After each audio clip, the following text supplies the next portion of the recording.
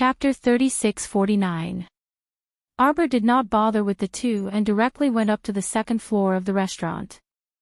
Hearing the news, shopkeeper who was beaming with joy and hurriedly personally prepared the dishes for the little Crown Princess. Crown Princess, the new dishes that have been released recently are also very popular. The ingredients in the warehouse are almost empty, and the fruits that are specially provided every day are sold out the moment they are released. Shopkeeper who rambled on. The little Crown Princess nodded and took out a new storage talisman for shopkeeper who. The ingredients here can last for a year, you can deal with it yourself. Shopkeeper who smiled until his teeth could be seen and his eyes could not be seen. He nodded and took the storage talisman with both hands and hid it in his bosom like a treasure. This way, they would not have to worry about food for the next year. Kaidai Veranda's name had already been completely spread out, and business was booming every day. She was afraid that in the future, there would only be more and more people coming. Since there was nothing to do, Arbor had Kai Xiao and Kai Chi sit down and accompany her to eat. The three of them were tasting Kaidai Veranda's new dishes. Suddenly, there was a commotion downstairs. Sir Jojo pushed open the door and walked out. Standing on the railing, he looked down at the main hall and saw that the main hall was currently in a mess. There were 5 or 6 people fighting, knocking a table full of dishes to the ground. Soup, chairs, and benches all fell crookedly to the ground. Kai Xiao and Kai Chi also hurried out and looked downstairs at the same time. They could not help but cry out in surprise. Ah, it's the Eternal Peace Duke's heir. It really was that brat Immerse. He was currently fighting fiercely with a few young masters. Arbor's 2 thin eyebrows wrinkled.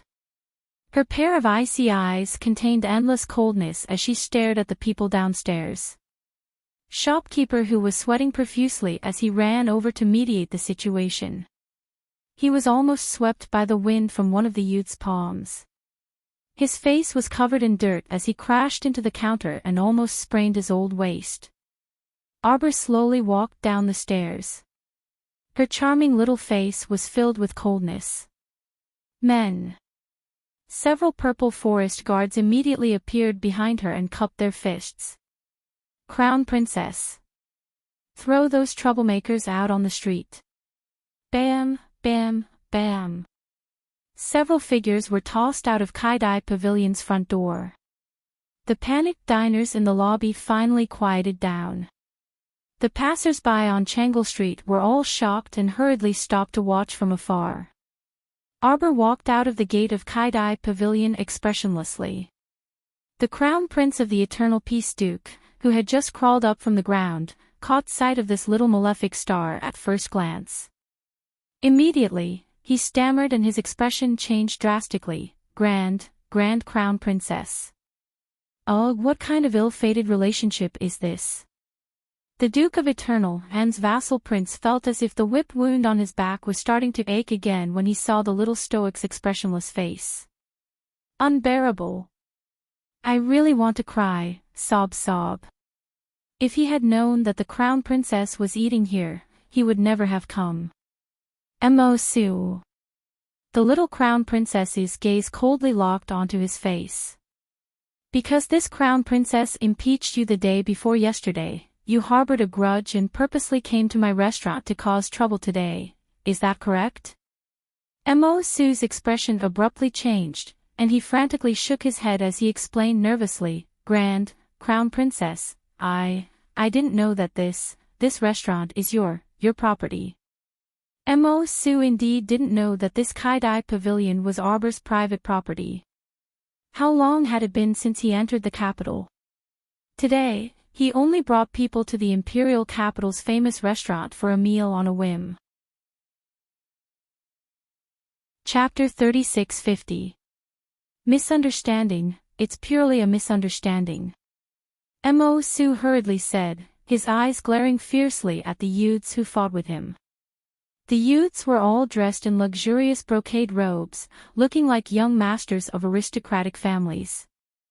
One of the blue-robed youths sized up the young crown princess and stepped forward with a fawning smile. He cupped his hands and said, "I am Lin Xiuan from the Lin family." "Greetings, Crown Princess." A purple forest guard stepped forward and whispered a few words into the young crown princess's ear. Arbor's gaze on Lin Xiuan changed unpredictably, the ferocious aura on his body rising. "Were you the ones who fought with the crown prince of the Eternal Peace Duke?" Arbor looked at them coldly. Another member of the Lin family from Fuzhou City. Just looking at them was annoying. The youths looked at each other in bewilderment before looking at the young crown prince consort who had a tense expression on her face in confusion. The blue-robed youth said, "The crown prince of the Eternal Peace Duke suddenly attacked us. When Immerse came out today, he only brought a servant with no cultivation, so when he fought with these youths, his face and body were all injured. There was even a bruise on the corner of his mouth." "Why did the crown prince of the Eternal Peace Duke hit you?" One of the yellow-robed youths saw that the young crown princess did not smile and her words were sharp and impolite. He could not help but retorted angrily, "How would we know? He must be crazy." The young crown princess's gaze turned cold. She held a vine whip in her hand and swung it at the youth's chest without any explanation. The yellow-robed youth's expression changed and he quickly turned around to dodge. However, Arbor's attacks were as tricky as they could be. How could he dodge? The vine whip hit the youth's chest, causing him to howl and retreat. The blue-robed youth saw this and his expression changed. He quickly went forward to stop her and cried out, "Crown Princess, you?" Arbor did not say a word and swung the vine whip 4 times. The 5 youths were all whipped and none of them could dodge. "Shopkeeper, add these people to the blacklist. Don't let them step into my business in the future. Otherwise, I'll break your legs," Arbor said coldly. Naturally, Shopkeeper Hu nodded in agreement. The pedestrians on the street couldn't help but point at those few young men and shake their heads repeatedly. Of all people to mess with, why did he have to mess with the little crown princess's shop? Now he was out of luck. The young crown princess's shop was very popular in the imperial capital. Now, the other shop owners on Changle Street also realized that they would not serve any customers who were rejected by the young crown princess. These poor young masters of the Lin residence, even if they had a lot of money in the future, they would not be able to buy high-end things. Arbor glanced at Immerse, who was standing there in a daze, and said unhappily, "Useless thing, you've been defiled by a few lousy aristocratic families. How embarrassing." Then, he slightly frowned, turned to Kai Xiu and said, "Return to the palace." Immerse was miserable, but he inexplicably felt that the young crown princess seemed to be standing up for him. He had only quarreled with the Lin family because he was implicated by Lin Muir last time. Unexpectedly, he ended up fighting at the young crown princess's shop. Ignoring Immerse's regret, the young crown princess hurried back to the palace and immediately went into seclusion. The moment she entered Paradise Planet, she called out, "Cho-Cho." "Master, Cho-Cho unexpectedly merged with Fragment Little 4 just now." Arbor, there was no warning at all. She immediately sat down cross-legged, and her internal star field was instantly shocked. Chapter 3651. Just now, when she was teaching those brats a lesson with the vine whip, she felt that her internal energy was somewhat disordered. Thus, she hurriedly left Immerse behind and rushed back. Otherwise, she would have given Immerse a good scolding. As the crown prince of the Eternal Peace Duke, he was actually being toyed around by a few disciples of a small aristocratic family. Although Sir Jojo had previously taught this fellow a lesson for being a good-for-nothing. However, this did not mean that any random cat or dog on the street could lay a hand on the crown prince's younger brother. This fellow was a good-for-nothing, so it was enough for the husband and wife to teach him a lesson. At this time, Arbor held her breath and looked inside her Dantian star field. She was in a sea of stars. Of the 4 stars orbiting around the main star, besides Fish Orchid Star and Shaji Star, there was another new star that was slowly lighting up, emitting a green light. This green star looked extremely beautiful. It had a faint green luster and was as smooth as jade, as if it was a piece of high-quality ancient jade. Xiao Mu took a deep breath and seeped her divine conscience inside. She was instantly pulled into a primeval forest brimming with vitality. In an instant, Arbor was completely submerged by the beautiful scenery in front of her. Ancient trees towered into the sky, covering the sky and the sun. Ancient vines were everywhere in the forest, intertwined with branches, murmuring streams, and dense forests. All kinds of animals were jumping between the trees, and numerous birds were perched on the branches. A ferocious beast suddenly jumped out from behind a tree, startling the birds that had been resting on the branches and causing them to flap their wings and fly away. A few retarded rabbits did not have time to run away and crashed into the trees. When Arbor's divine sense entered, she was momentarily stunned by the scenery in front of her. This was a forest that was even larger and wider than the great forest to the north, surrounded by trees. Its surface area was about the same as Paradise Planet and Planet Shaji. The entire planet was built from a forest of ancient trees. This was a forest planet. Arbor immediately gave it a name in her heart. Now, if she wanted to find medicinal herbs, she could directly go to the forest planet to pick them. In such a large primitive forest, there were naturally all kinds of plants and medicinal herbs.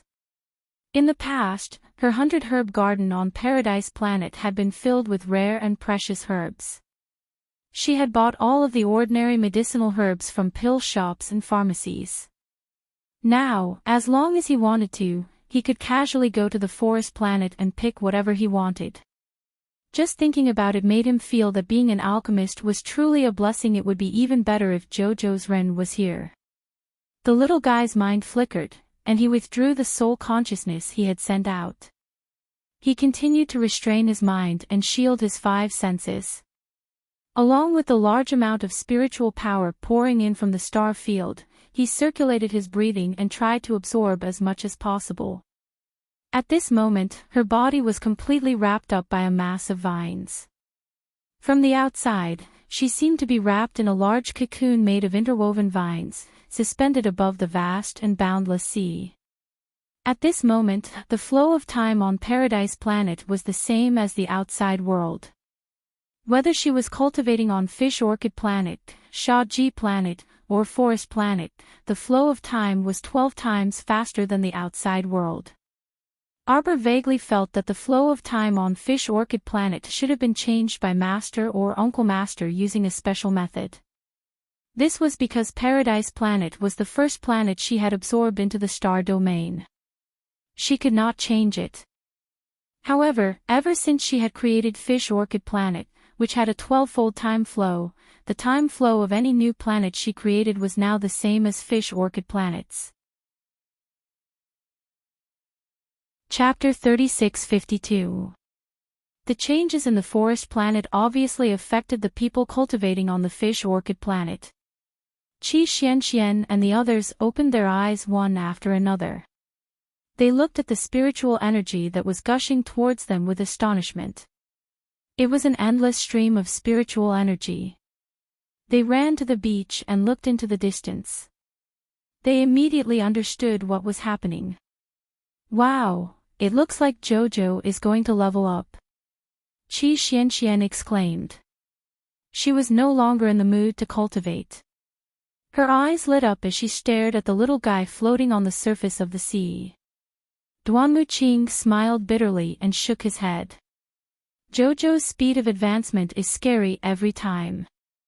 Qi Xianxian clicked her tongue when she saw that JoJo was wrapped up in a ball of vines and spiritual energy was gathering toward him from all directions.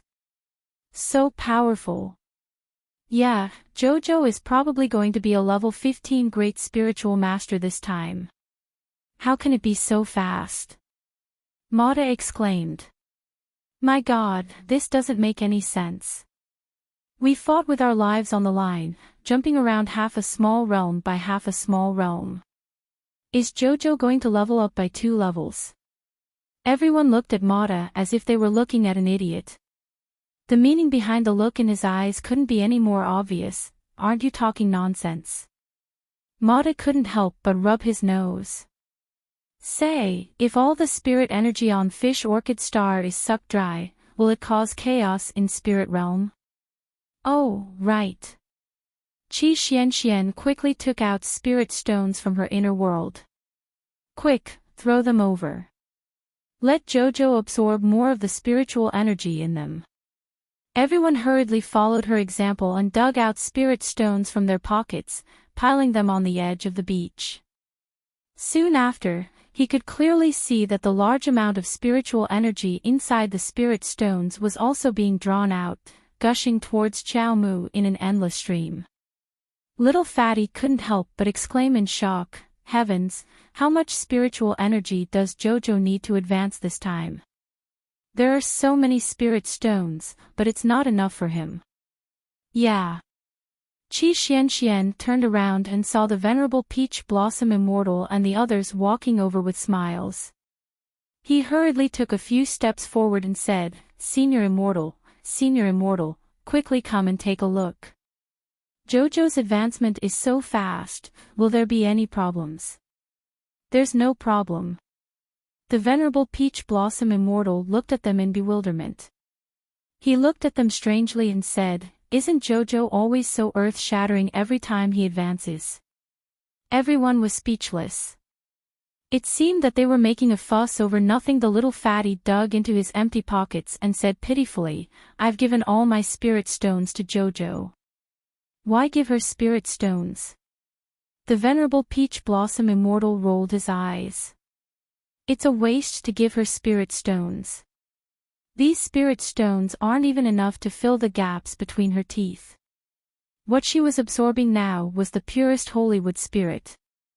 Once that fragment fuses with the holy wood, it will be enough for her to advance. But look, this and that. The entire fish orchid planet's spiritual energy will be sucked dry. When that happens, won't the spirit domain shatter? Qi Xianxian couldn't help but tremble as she spoke. If the spirit domain, which was flowing 12 times faster, were to shatter, it would be a huge loss.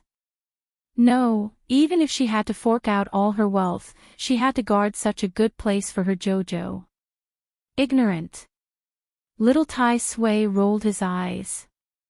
The venerable Peach Blossom Immortal smiled and said, I'll take you to a better place.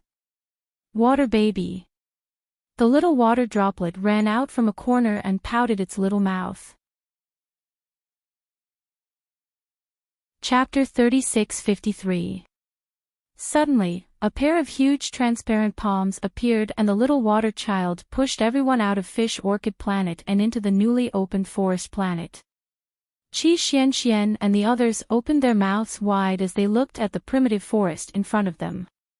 Then, they silently cupped their chins and closed their mouths. In theory, as long as Jojo continues to grow, countless planets will be born in his star domain, which is what you call the spirit domain. And as Jojo advances to the godly state, or even the transcendent godly state, his spirit domain will probably advance to the godly domain, or even the holy domain. Looking at the young men and women in front of him with their mouths wide open and staring at him like he was retarded, the venerable Peach Blossom Immortal took out a small pink fan and waved it.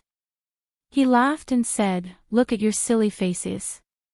But in reality, these are just theories. It is very difficult to advance to the godly domain, or even the holy domain. Otherwise, it would be so difficult to find a holy bloodline in the entire upper 3 prefectures. Everyone knows that it is very difficult to find a godly domain in the upper 3 prefectures. The venerable Peach Blossom Immortal waved the fan in his hand and said calmly, our Jojo is really a little fellow who never ceases to surprise people. I really like him more and more. What should I do? The venerable Peach Blossom Immortal blinked and turned to look at Qi Xianxian and the others with his bright eyes. The latter ignored him and said expressionlessly, "Where did Jojo get these planets? The spirit domain that you are talking about?" The venerable Peach Blossom Immortal slapped his fan and suddenly looked enlightened. "Yes. Where did he get them? It seems that every time Jojo advances, he will open a new spirit domain. How magical. Needless to say, Master must have picked them up when he was drifting in the void." The little water child at the side could not bear to listen to the conversation between these retarded people and could not help but remind them. Oh. The few of them nodded blankly. Then, they felt that they had asked too much. Wasn't Xiqiao, that fellow, born to strike at others? What's the use of asking so many questions? Say, why is there such a huge difference between people? When some people were down on their luck, even cold water could be stuffed into the gaps between their teeth. As for some people, even if they were wandering around in the void, they could still pick up a bunch of spirit, balls, domains, and bring them back. This was probably luck.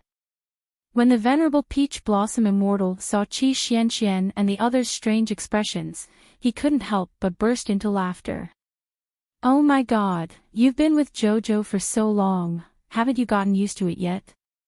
Little Tai Sui glanced at that guy and said coldly, "Will you die if you don't strike a blow for a day?" Mata turned around and walked into the forest. "It seems like we were worried about Jojo for nothing." Now that Jojo had so many spirit realms, there was no way he would absorb all the spirit energy on Fish Orchid Planet. Even if she absorbs all of it, she will probably use the spirit energy in other spirit realms to replenish it. Qi Xianxian and the others nodded expressionlessly. Then, they followed Mata into the primeval forest in front of them. They threw the venerable Peach Blossom Immortal and the others far away and covered their faces. Fuck, there were blows everywhere in the world. They had gotten used to it. Chapter 3654. On the other side, Arbor, who was in a focused state, had placed all her attention into the depths of her spiritual mound realm. Previously, she had noticed several times that there was something in the spiritual mound realm. Ever since the essence water had completely fused with her and the Xuanji core had been completely absorbed by her, logically speaking, there should not be any other foreign objects in the spiritual mound realm. Arbor stared at the depths of her spiritual mound realm for a long time and indeed, she saw a clue. In the past, it was a blurry blob that was not very clear. For some reason, it had become clearer recently. It was a blob that was wrapped in a white fog. Every time the spiritual mound realm absorbed spiritual energy, it would emit a blob of white light. Following that, a third of the spiritual energy that was absorbed into the spiritual mound realm would silently disappear. At this point, Xiaomu finally understood. As it turned out, other than Qiuqiu, this little swindler, who was endlessly absorbing the purest spiritual energy in the world for her, there was also this swindler inside her body. However, in the past, this blob of fog-like trash had always been hidden in the depths of Ball's roots. Furthermore, it was only the size of a palm and was not noticed by others. Therefore, she had never realized that this blob of trash was also absorbing the spiritual energy in her body. What could it be? Arbor did not panic. This blob of fog had been hidden in her spiritual mound realm for more than 10 years. If it wanted to harm her, it would have done so long ago. She was just like Ball, absorbing some spiritual energy from time to time, as though she was storing it. It did not cause much harm to her body. However, with this blob of fog, her cultivation became even more difficult. If other people's bodies could absorb 10% of the spiritual power, Lady Qiao Qiao would have to give 50% to the sapling and 30% to this thing. Thus, she would only be left with 20% of the spiritual power. Thankfully, Ball was strong and so was she. After Ball fused with the fragment Little Four, Ball ate the meat and she could at least get a share of the soup. Cough, just this soup was enough for her to leap from the initial success stage of a level 13 Great Spiritual Master to a level 14 Great Spiritual Master. As for which minor realm she would reach, it would ultimately depend on her comprehension and talent. Arbor had been in seclusion above the sea for a total of 12 days. She was like a whale sucking in water and swallowing rivers. Almost all the spiritual energy on Fish Orchid Planet had been absorbed by her. Only then did she complete her advancement and slowly open her eyes. In fact, only a day had passed in the outside world.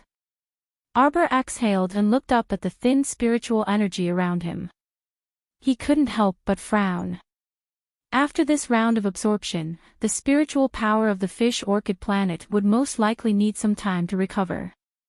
It seemed that he would have to transfer his companions to Planet Shaji or Planet Forest to cultivate first. Otherwise, with such thin spiritual energy, the cultivation effect would naturally not be good. Arbor walked back to the shore from the sea. Just as he stood still, he was surrounded by a group of people. "Oh, my Joe, you've finally woken up." Qi Xian rushed in front of her and looked her up and down. "Jojo, what realm are you at now?" She looked at her with a hopeless expression. "Have you broken through to become a level 15 Great Spiritual Master?" Arbor shook her head. "How can it be so fast? I'm only a level 14 Great Spiritual Master. It's still early." Everyone chuckled and rolled their eyes in unison. "As if I'd believe you." Chapter 3655. Now that this fellow said this today, there was a possibility that her cultivation realm would climb up again tomorrow. That would make everyone's jaws drop. In any case, they were already used to being shocked, so their mood became especially numb as they watched. The little stoic suddenly pinched Qi Xuanchuan's small face and said excitedly, "I'll bring you guys to stroll around a place." "A forest," Mata said expressionlessly from the side. "We've already strolled around." As he spoke, he took out several brightly colored mushrooms from his inner world. "Do you want to eat roasted mushrooms? Are you courting death?" Everyone slapped away the mushrooms in his hand. "Are they poisonous?" Mata continued to expressionlessly say, "They aren't. I've already eaten two, and they can even nourish the spiritual energy in my body. Don't doubt me, heh, they are just that miraculous." The little stoic pursed her small lips and coughed lightly. "So you guys have already been to Forest Planet? Alright then, I'm going to continue my closed-door cultivation on Planet Shaji. Go cultivate on Planet Shaji for the next few days so that I won't rob you of all your spiritual energy. There's plenty of food in this forest. You can hunt for whatever you want to eat." After instructing them, the little stoic turned around and flew to Planet Shaji to continue her closed-door cultivation. Everyone looked at each other in astonishment. The little fatty pinched Qi Xuanchuan's chubby cheeks. "Does it hurt?" "Bah, of course it hurts. Try pinching me." Qi Xian irritably slapped away that guy's hand and glared at him. "Don't you guys find it strange?" Lu Yu asked with a light cough. Didn't Jojo just come out of closed-door cultivation? Why was the little girl suddenly so determined? It was as if she had been provoked by something in her eyes. What was going on? "I reckon it's because she's vexed, so she simply went into closed-door cultivation to put an end to her wild imagination." When she thought of how a certain person hadn't returned to the capital yet, Qi Xian couldn't help but shed a tear of sympathy for him. "I don't think it's entirely because of this." Duan Muqing shook his head and turned to look in the direction that Arbor disappeared in. He said aloofly, "Even someone as talented as Jojo is working so hard." Then everyone's expression turned solemn as they waved their hands and said, "Let's go." Arbor had been in seclusion on Planet Shaji for a month. When he opened his eyes, he discovered that his realm had advanced a small step. Now, he had successfully entered the peak of level 14 Great Spiritual Master realm. Moreover, after this period of devoted cultivation, her realm had stabilized quite a bit. With a solid foundation, it would be easier to climb up in the future. Arbor heaved a long sigh. He took out the 9 stars mirroring the moon cauldron and touched it. From his inner world, he took out a lot of materials and crystals and fed them to the cauldron. Seeing these precious materials being melted into liquid by the flames in the cauldron and being absorbed by the small cauldron, Lord Jojo's lips could not help but curl up slightly. Eat more. When all 9 stars are lit up, we will be blessed. Sir Jojo muttered to himself as he patted the small cauldron. Master Silver. The little water baby waddled to her side and rubbed against her leg. Master Silver, Master Silver. Is Chocho still in closed-door cultivation? Arbor threw the little water droplet onto her shoulder. Her bright eyes landed on the 9 stars mirroring the moon cauldron. She repeatedly touched the small cauldron and looked at it. Amen, the little water baby nodded vigorously. Chapter 36-56. Master, Chocho might have to go into seclusion for a while. The little water baby nuzzled her neck and sniffed. On its soft and transparent little face, there was an expression of infinite joy. It loved being close to the little master the most. Happy. Arbor tilted her little head and looked at it with some confusion. Chocho, why did you suddenly go and fuse with Fragment Little 4? Fragment Little 4 had finally converted to the right path. Previously, when it saw Tiandi wandering around in the star field, it seemed to be very happy. Why did it suddenly have this awareness? You don't know, Master. It was very dangerous at that time. Why did the tree suddenly grow so big? The little water droplet gestured with its transparent little paw. Little Tree immediately said that it was one of its branches that absorbed a lot of pure holy power. Master Jojo blinked. She went into seclusion in a hurry. Only now did she know that there was such a change at that time. Holy power. Yes, yes. The little water droplet looked envious. Chocho really knows how to curry favor. It just left a random branch outside and it could absorb so much holy power. Different people, spirits, really had different lives. You mean, its branch?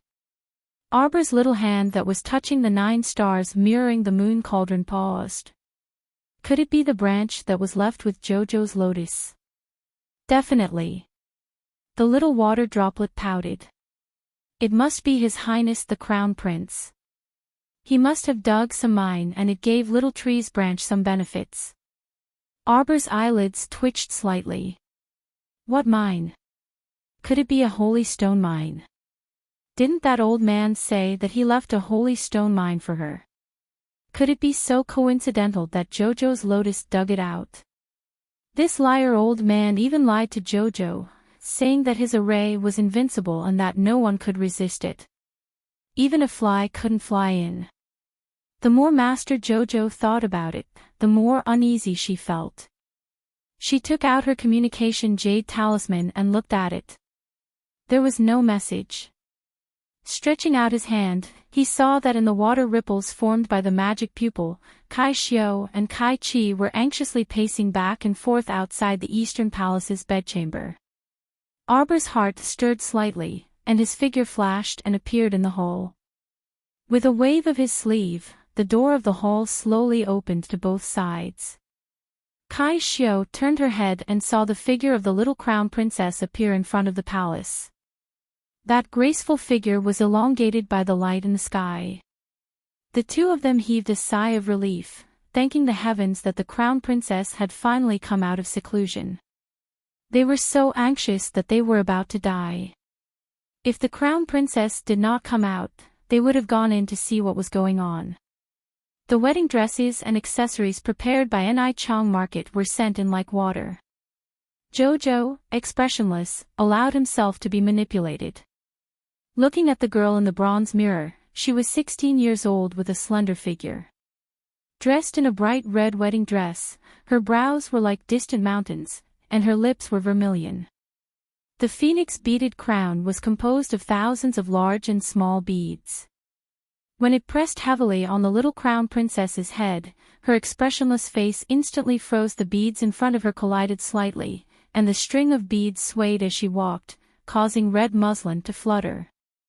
When the little girl walked out leisurely, it was as if a red sunset had dyed the horizon, red as seductive as fire.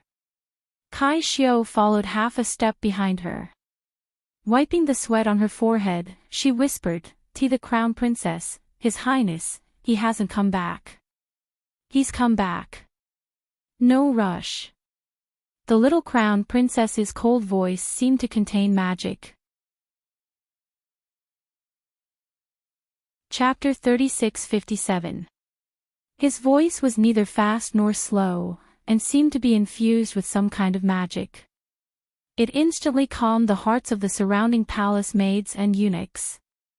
All right, since the crown princess had so much confidence in His Highness, what was there for them to be afraid of?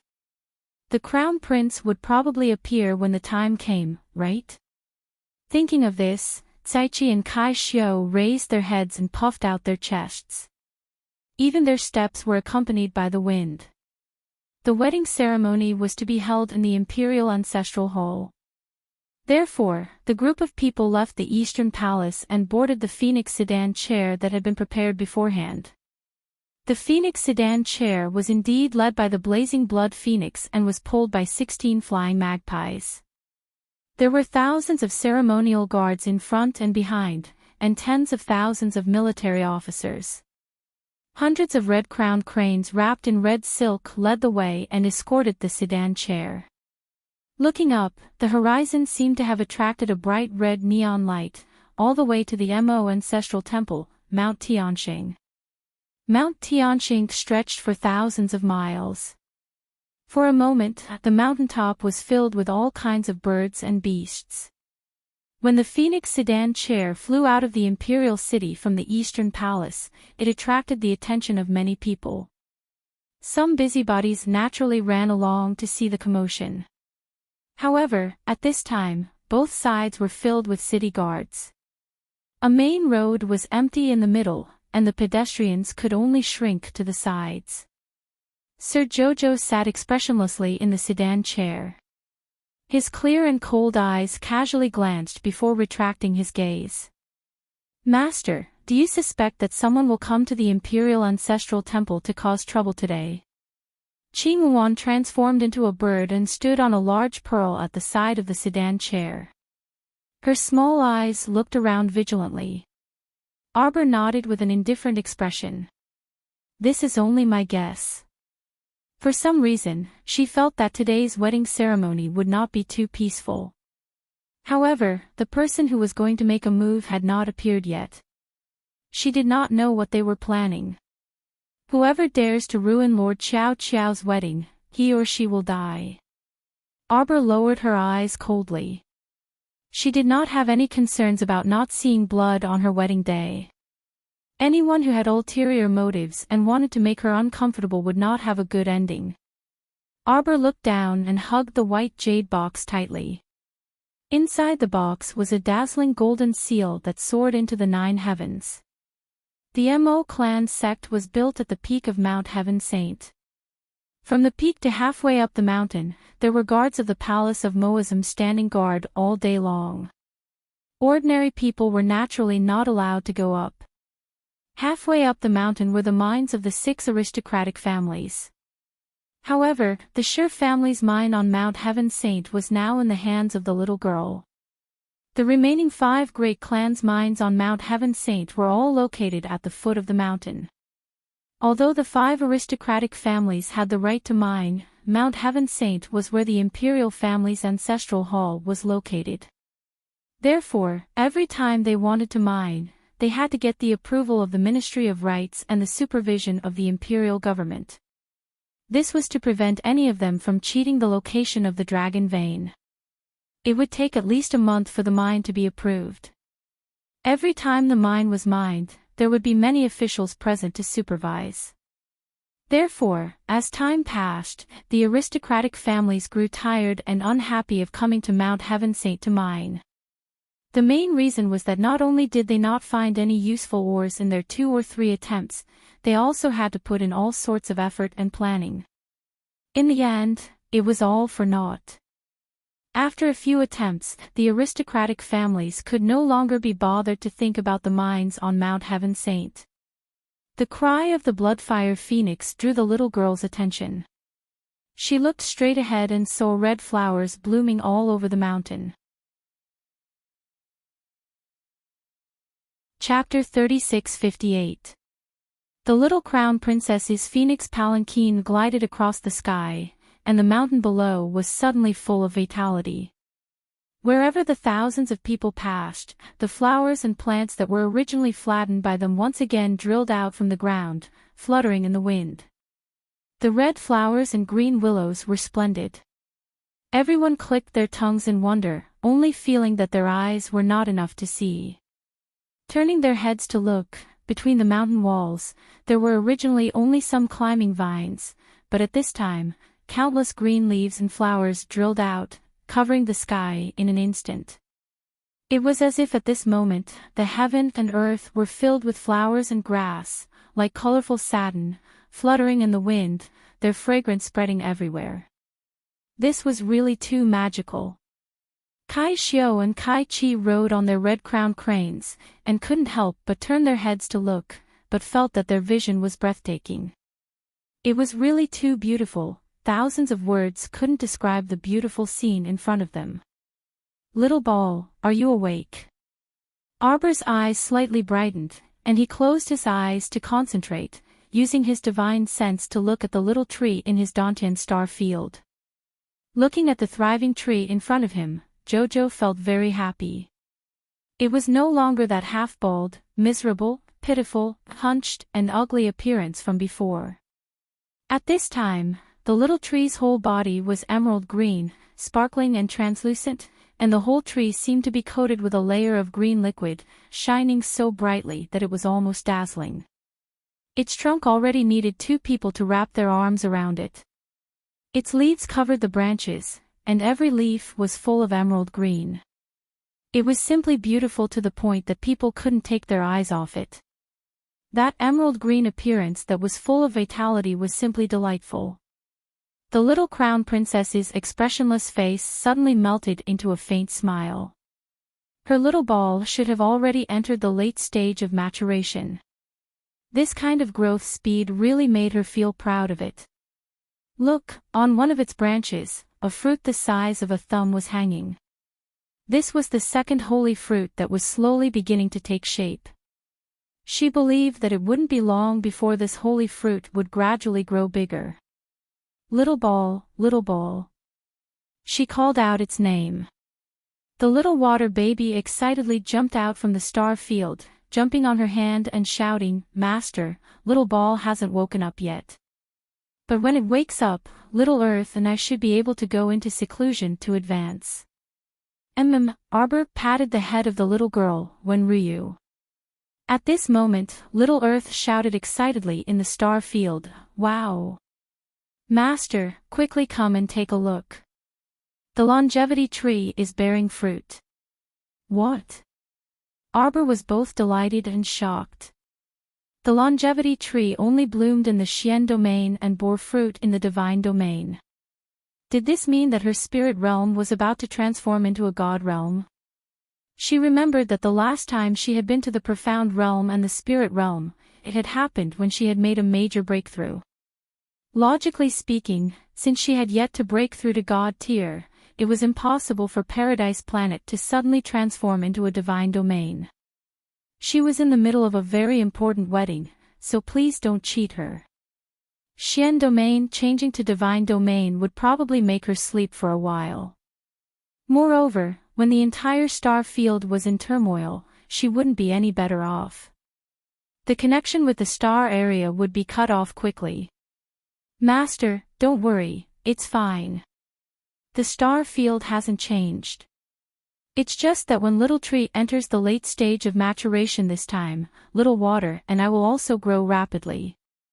Little Earth said proudly, now, as long as little water and I nourish it, and with little tree's growth, the longevity tree will definitely bear fruit.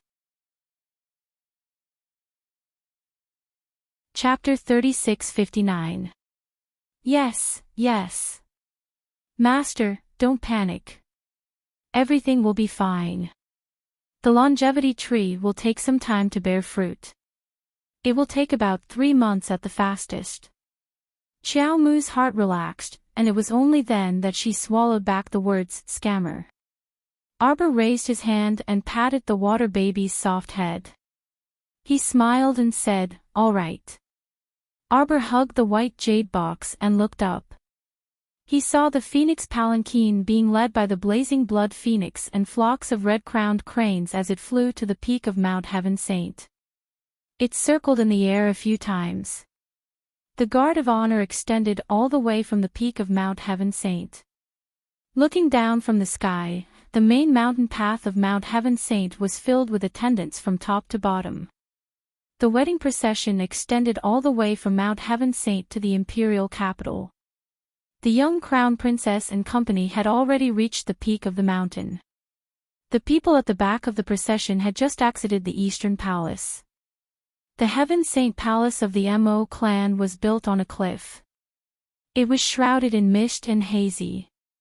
There were 9,999 steps down.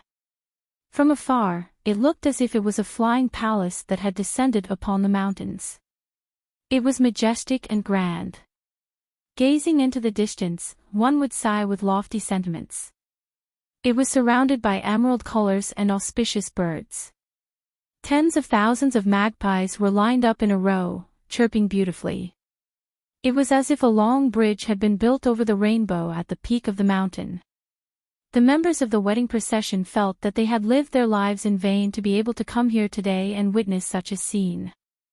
In the future, when they talked about this with anyone, it would be a great topic of conversation. They had definitely seen such a grand scene.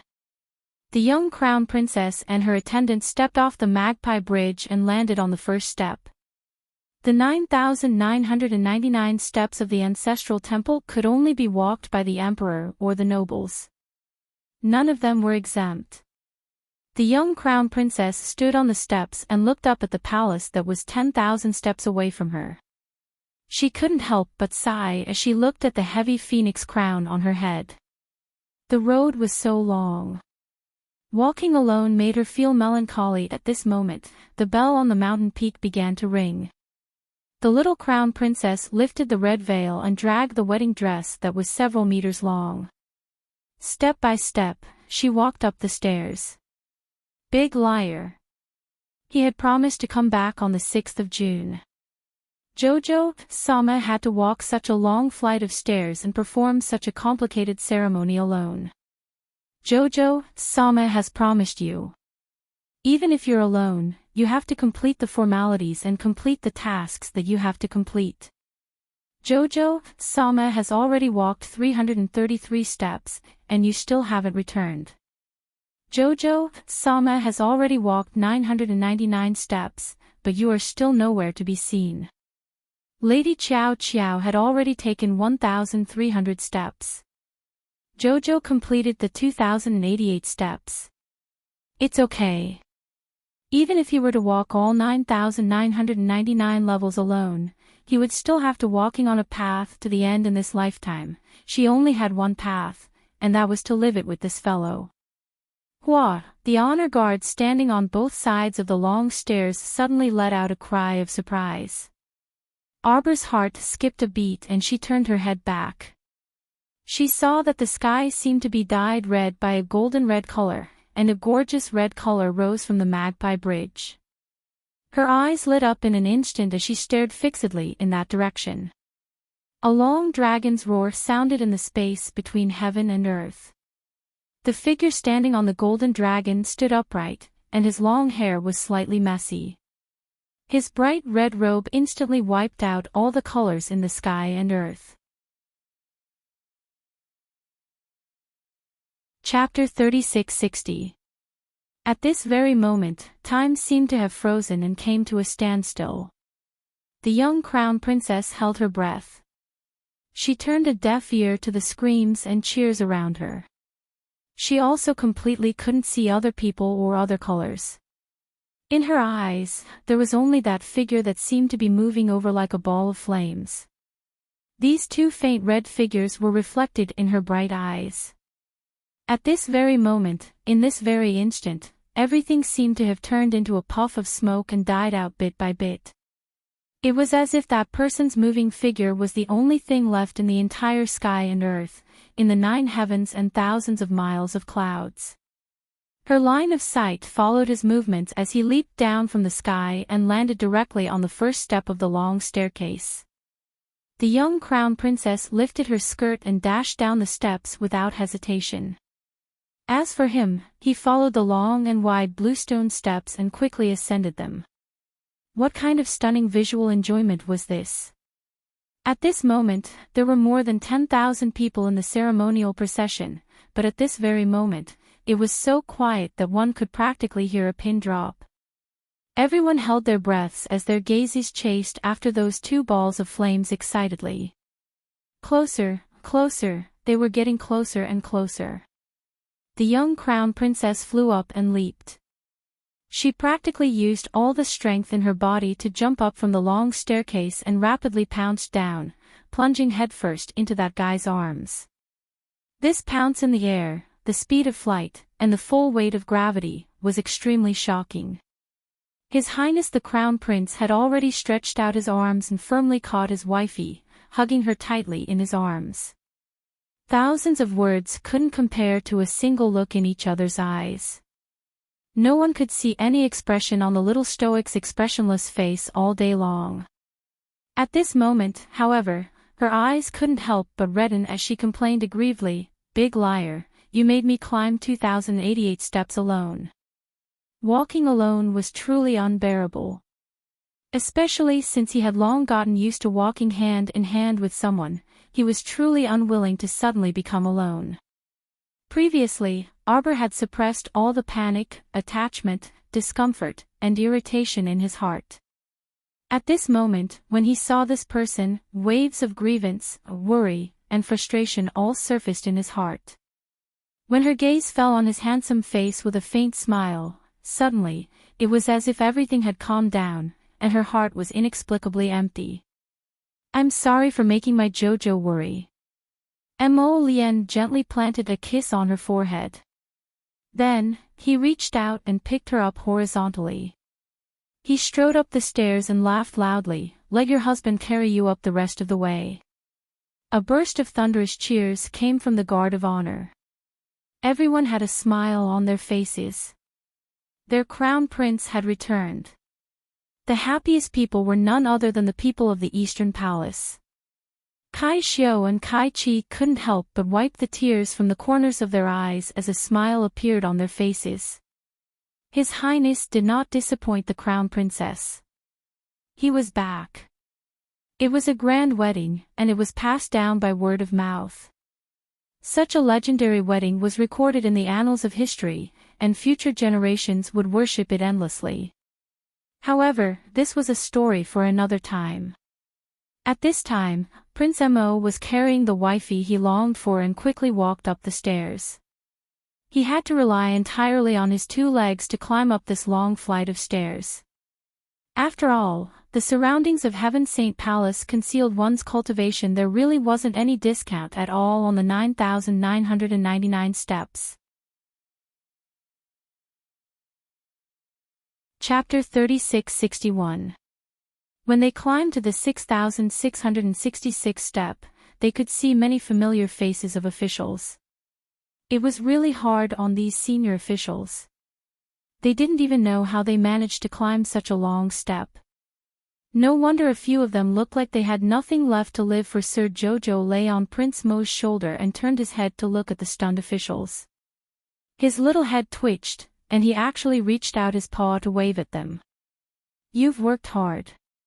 Everyone, no. His Highness the Crown Prince had returned. No wonder when they looked up, they saw the extraordinary splendor in the sky and cheers at the bottom of the steps. But why was the little crown princess carried up? Who knew how difficult it was to climb these thousands of steps? Among them, there were quite a few senior officials who had started taking chi-generating pills 3 days ago just for today's experience. His Highness the Crown Prince was young and strong, but carrying someone and climbing thousands of steps without panting, it really made them feel melancholy. Sure enough, there was no harm without comparison. "Hubby, are you tired?"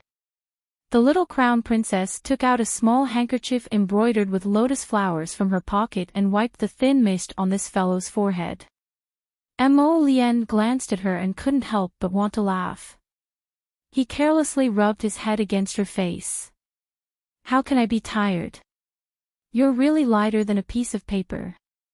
Is it because your hubby isn't in the capital, so you don't eat on time?"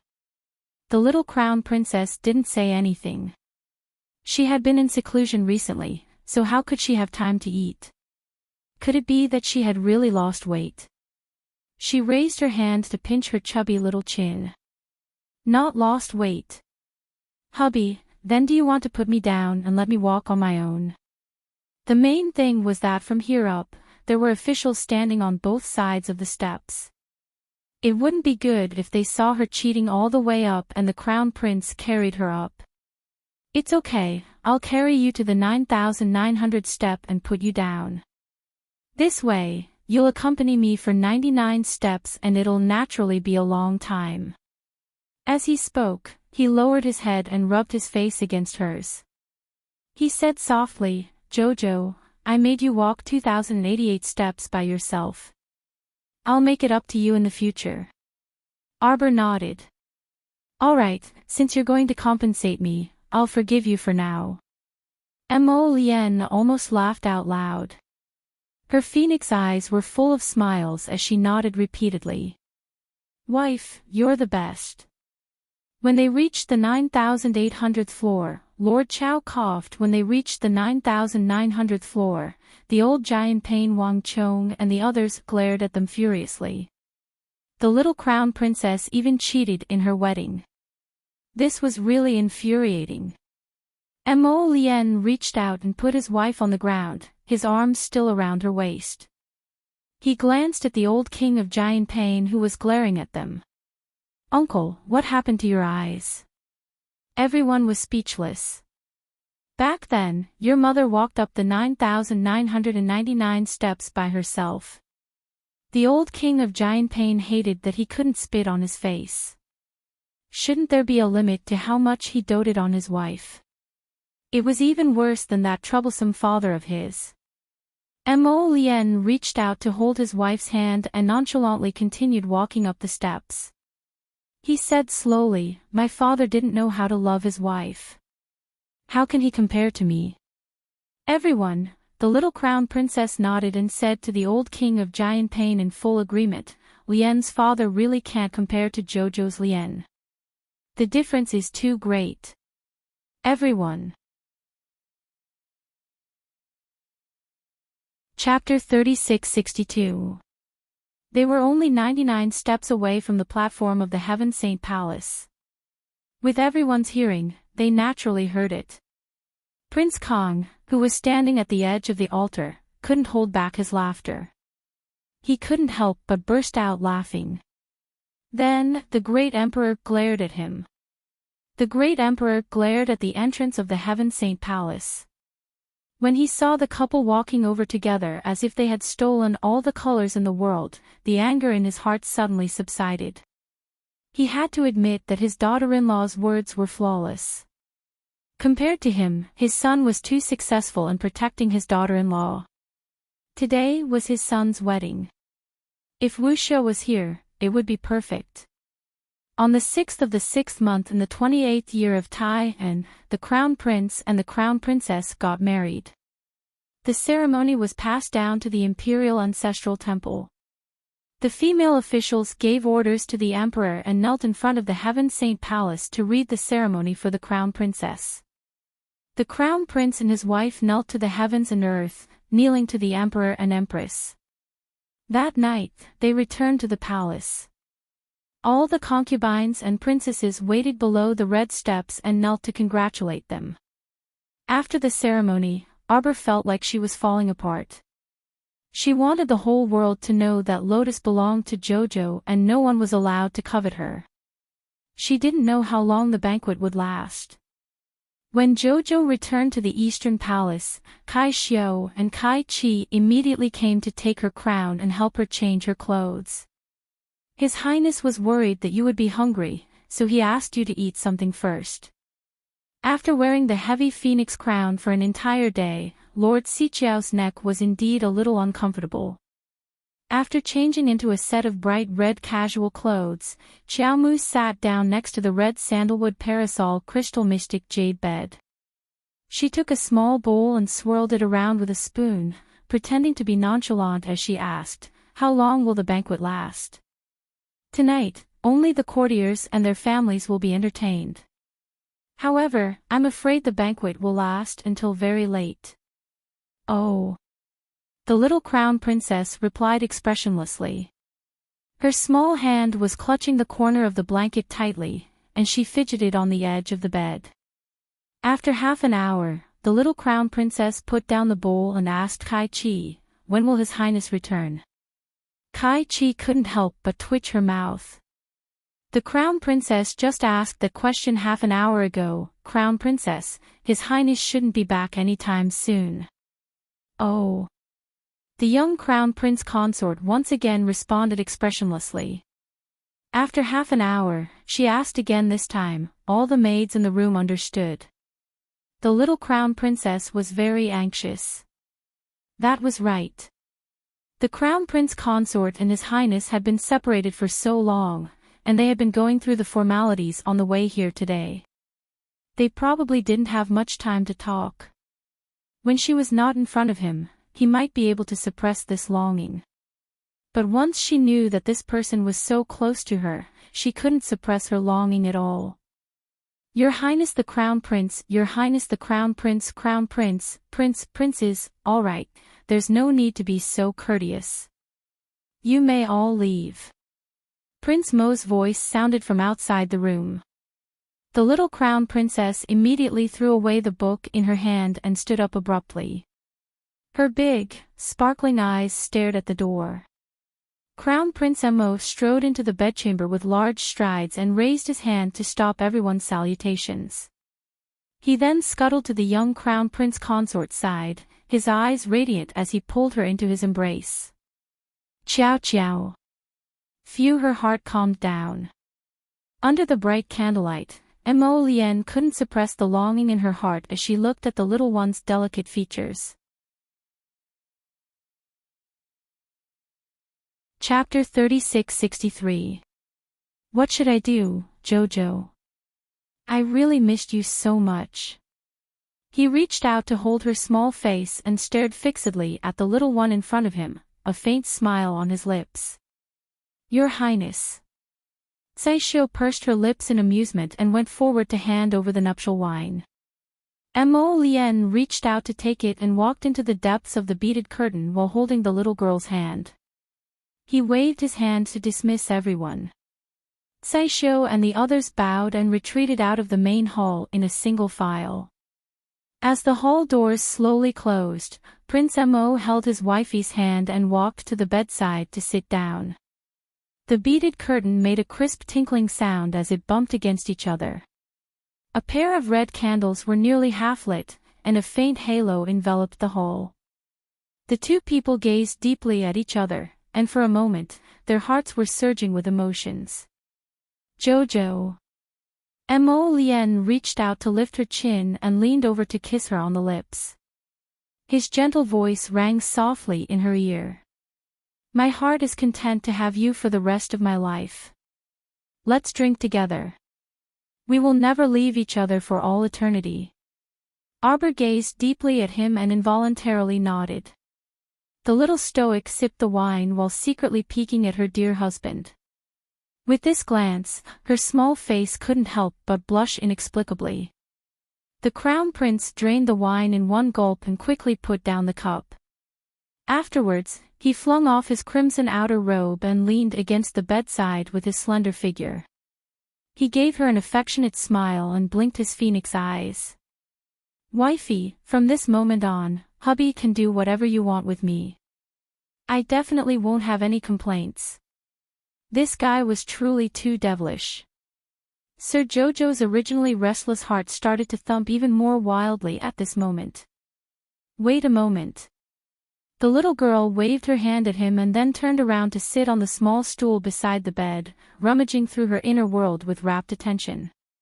Prince Mo, who was waiting for his wifey to throw herself at him, was truly curious and couldn't help but sit up straight. He stretched his head over and rested it on his wifey's shoulder, breathing into her neck. "Wifey, what are you rummaging for? Your husband is already like this. Why don't you want to look at me? You're alone in your thoughts." The little crown princess suddenly turned her little head and her little mouth bumped into his chin. Prince's eyes lit up. He reached out and wrapped his arms around her slender waist. He rubbed his head against her neck. "Jojo, you kissed the wrong place. Let's do it again." Jojo, expressionless, pushed a small booklet in his face. "Mama gave it to me before the wedding. Do you want to take a look?" The crown prince received it with one hand with a puzzled expression. He flipped open a page and glanced at it. Sir Jojo stared at him intently. He blinked his phoenix eyes.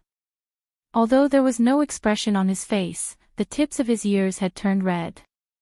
"Wife, do you think your husband still needs to read these?" The booklet instantly flew out of the beaded curtain. The hanging beads swayed under the red candlelight, undulating and rippling. His lips sealed hers like a storm. He reached out and tore off her red smock, flinging it out of the curtain with a flick of his wrist. Sir Jojo was a little confused.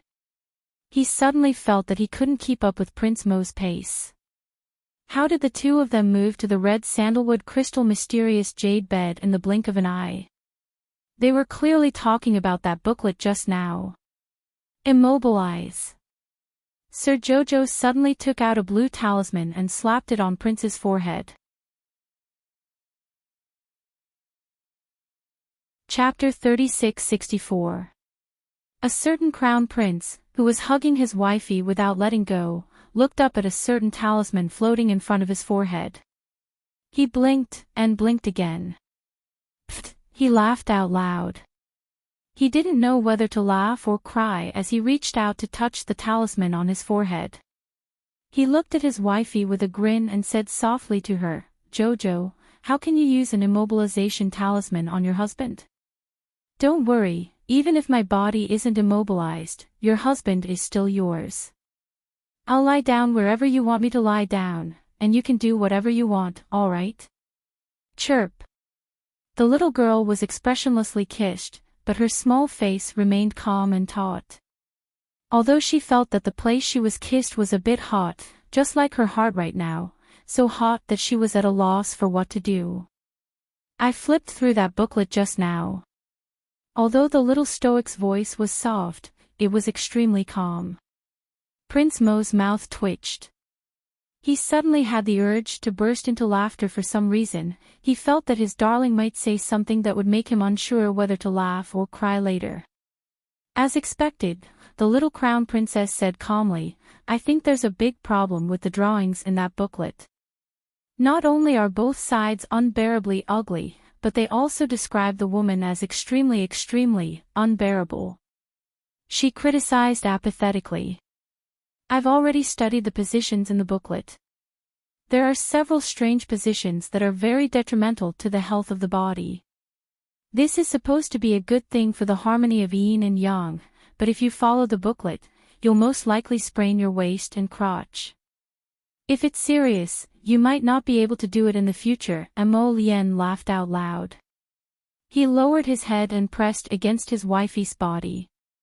His head nuzzled back and forth against her neck, and his slender body couldn't help but tremble slightly. "We're talking about serious matters." The little stoic pushed him. "What are you laughing at?" What's so funny about such a baffling person? I already said that booklet is useless. Don't worry, your husband won't follow that booklet. Your husband, sleeping talisman. Arbor slapped another talisman on his forehead.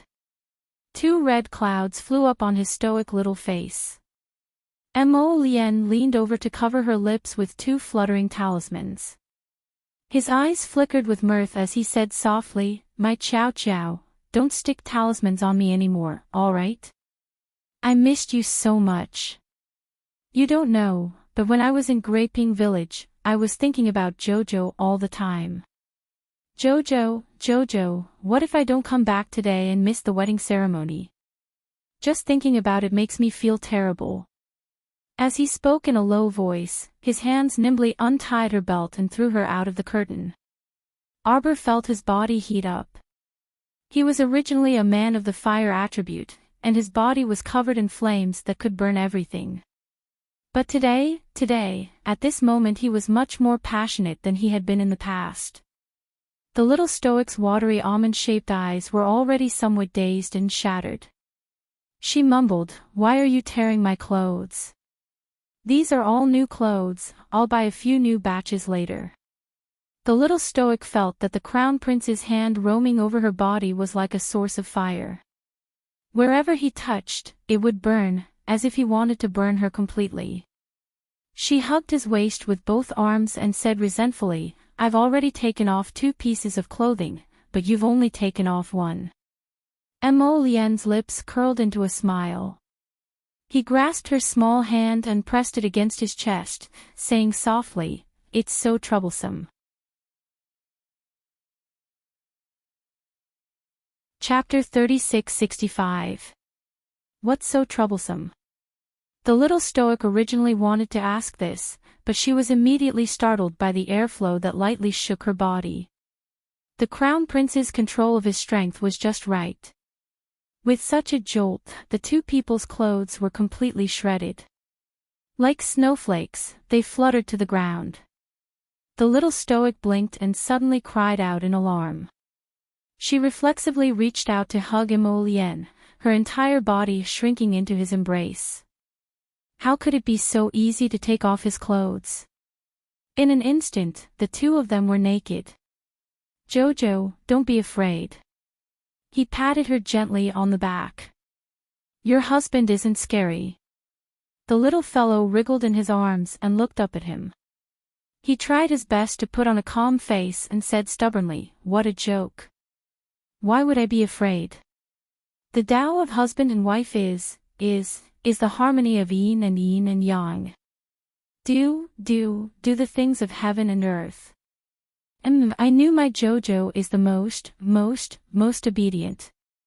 As Crown Prince spoke, he had already hugged his little wife and kissed her deeply. After kissing for a while, he lowered his head to look at her. He blinked and smiled. "But Jojo, why are you stuttering?" Who stuttered? "Are you nervous, Jojo?" "What a joke." I'm nervous." "If you're not nervous, then you're always stuttering." I'm stuttering." Mo Lien almost burst out laughing, but when she saw the little girl's tense little face, she couldn't help but reach out to stroke her face affectionately. "Don't be afraid, Jojo. Your husband won't hurt you. Husband loves Chow Chow the most. My heart, my soul, my everything, all belongs to you." His voice became low and muffled. "Jojo, the crown prince's body suddenly sank, and Lord Chow Chow's cry of surprise was instantly swallowed into his mouth, completely swallowing it. She suddenly reached out to grab him, and tears were about to seep out of the corners of her eyes. He was a big liar. "Didn't you say you loved Jojo the most?" "Liar, big liar." He held her small hand in his, and as their fingers intertwined, she felt a warmth invading her. Her palm, no, her body, felt as if it was about to burn. The little crown princess was a little dizzy. She felt as if her body was floating on the sea. She was drunk and hazy. It was night, and the red candles were high up in the sky. Inside and outside the Eastern Palace, the place was brightly lit. Heaven and earth turned upside down, drunken dancing in the spring breeze, a high bed with soft pillows. The night went on until dawn the next morning. The candle burned out, leaving behind only a tear. The palace was filled with a faint fragrance that could not be dispersed. The little stoic moved her fingers and opened her eyes in a daze. Her long eyelashes fluttered slightly like a butterfly's wings, flapping again and again, but she couldn't muster up any energy. His somewhat unfocused eyes gradually came into focus. An enlarged, bright, and spirited face was right above her head. At this moment, it was looking at her with a smile, and its phoenix eyes were filled with deep affection. There were still 2 talismans floating on his forehead. Binding talisman. The little stoic flung a talisman at his head with a smack. The man chuckled and took down the 3 floating talismans on his forehead. He looked at her innocently and said, "Darling, can we not greet each other with the immobilizing, binding, and sleeping talismans?" Stinky liar. The little stoic groped around, wanting to grab the thin blanket next to her. Crown Prince Mo pulled her small hand over and grasped it tightly, hugging her soft and small body as he asked in a low voice, "Chow Chow, are you cold? Your husband will warm you up." Chapter 3666. The little stoic was infuriated. She reached out to push him, but her entire body felt exhausted. She felt like her bones were falling apart the moment she moved, and she didn't feel comfortable anywhere. When Mo Lien saw that the little fellow really didn't have any strength left, his heart instantly tightened. He picked her up and walked towards the warm pool in the inner room.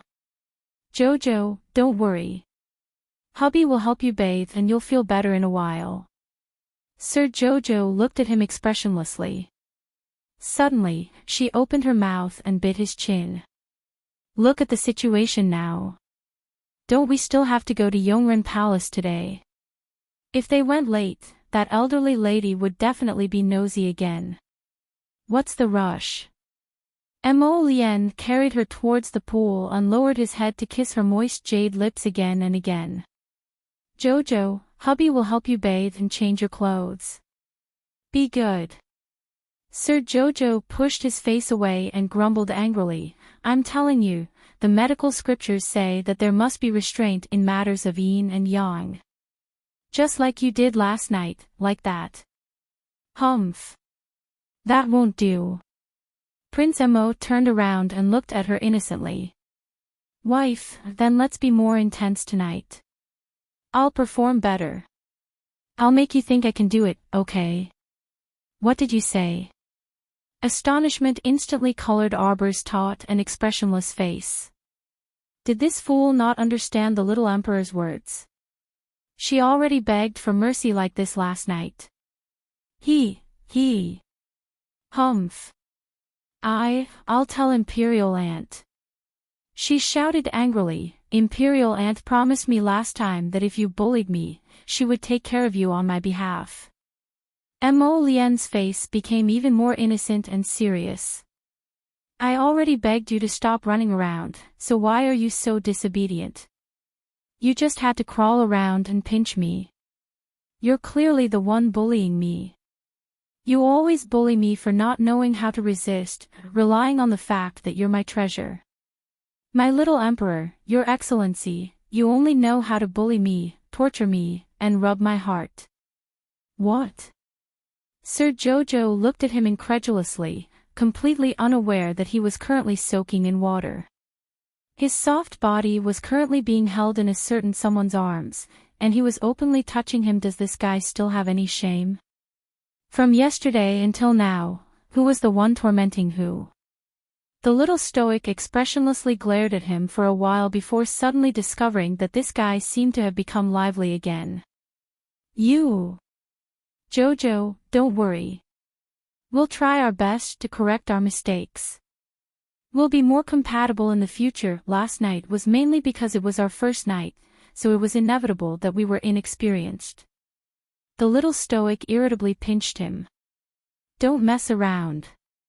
It was already late in the morning. Are we still going to Yongren Palace? How annoying, Prince Mo muttered and whispered into her ear. It's fine if you don't go. Arbor glared at him. Hurry up. Mo Lien pursed her lips. After helping her clean up, she carried her to the side of the pool and helped her put on some clothes. By the time the two of them finished dressing up, 2 hours had already passed. After they entered the carriage hand in hand, the little girl glanced at him. Did anything happen yesterday? It was so calm that Sir Jojo was at a loss. Not a single one of those troublemakers has come out. Mo Lien smiled at her. Jojo, what do you think could have happened? At the same time. Clang. The iron door was pushed open from the outside to the inside with a loud sound. An inhuman roar came from inside. The iron chains connected to it shook vigorously, making clanging sounds. Ow! Chapter 3667. This was a courtyard located on the outskirts of the capital. From the outside, it looked like a very ordinary courtyard. However, it was actually a dungeon used by the Purple Forest Guard to imprison special criminals. It was built with 1/2 meter thick limestone and was impenetrable. With a light clang, the iron door was pushed open by 2 guards. A slender figure walked down the stone steps. The inside of the dungeon was very spacious, and torches were placed on all 4 walls.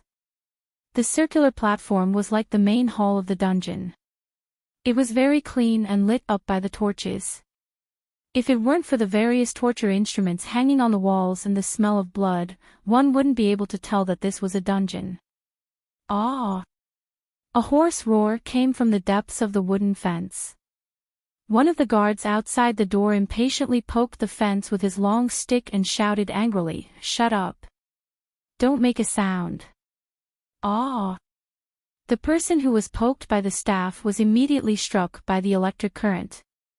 His body trembled uncontrollably as he screamed miserably. This person's luxurious blue robes were already dirty beyond recognition. It was as if he had been fished out of a pool of stinky water, and his entire body was filled with the smell of mold and decay. Where was his previous clean, tidy, and high-spirited existence? The slender figure walked down the stone steps and finally stood in front of the wooden fence. His slightly raised peach blossom eyes were filled with mockery and ridicule. He just stared coldly at the man who was screaming hysterically inside. What, is it because the guards here didn't take good care of you? Is that why Big Brother is so angry? The voice passed through the wooden fence. It was as if a basin of ice water had been poured over the person inside, freezing him to the bone. He dragged the heavy iron chain and turned around abruptly. His eyes were filled with shock and horror. It's you. It's you. His hand subconsciously reached for the fence. However, as soon as he touched the fence, he was stimulated by the strong electric current coming from the fence. He quickly withdrew his hands and took several steps back. The person inside the fence stared with wide eyes. It was as if the person in front of him wasn't a handsome young man in plain clothes and a faint smile. Instead, he was a tiger, a wolf, a vicious beast. Rong! Wrongly! A suppressed roar came from his throat, and his hands involuntarily tried to grab the fence again. However, when he thought of the electric current, he couldn't help but shrink his arms in fear. His eyes were fixed on the figure outside the fence, and he said word by word, "It's you. Did you do all this? Why?" The person in the prison was none other than the Crown Prince of Zhangzhou, Rongli. Speaking of which, this unlucky guy had arrived in the suburbs of Dragonflame City yesterday. Unfortunately, before they could enter the capital, they were attacked by a group of people on the Shirley Slope. The other party's speed was very fast, and they also had 2 powerful god stone cannons. The peak immortal venerable had to remind him that the best choice was to retreat temporarily under the bombardment of the divine stone cannon. After all, the strength of that peak immortal venerable was greatly suppressed. It wasn't that he couldn't fight the 2 divine stone cannons head-on, but if he did so, he would also suffer great damage. It wasn't worth it. Since he had reached the immortal venerable realm, he naturally cherished his own reputation more than anyone else. Naturally, he wouldn't risk his life for Ronly over such a trivial matter.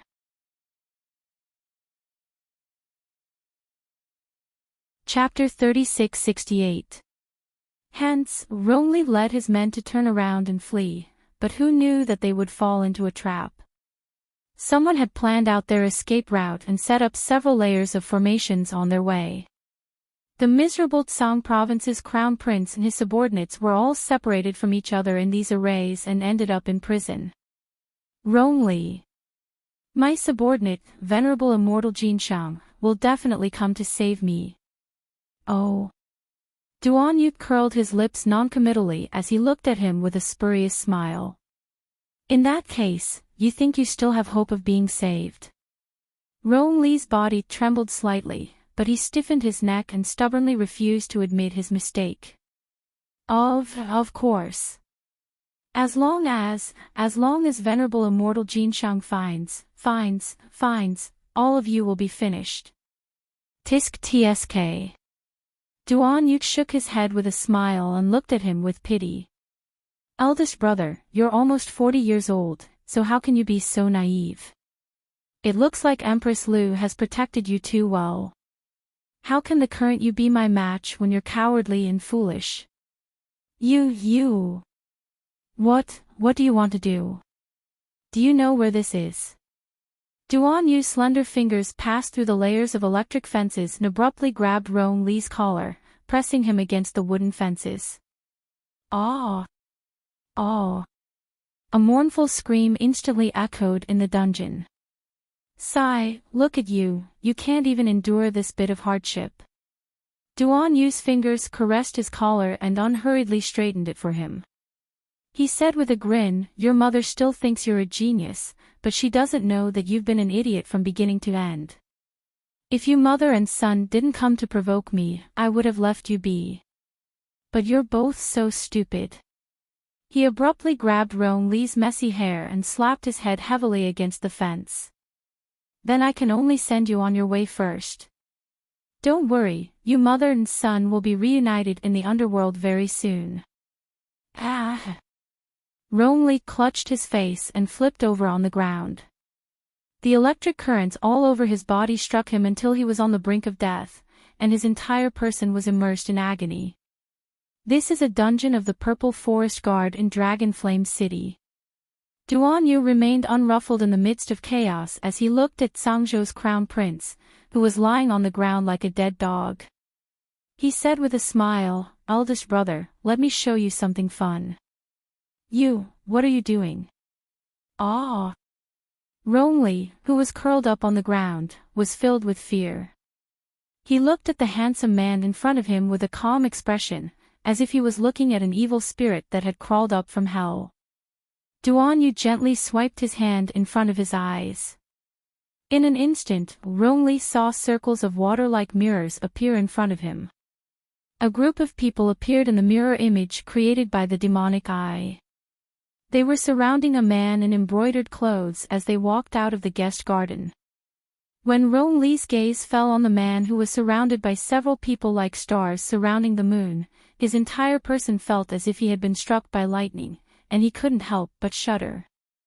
This person actually had the same face as him.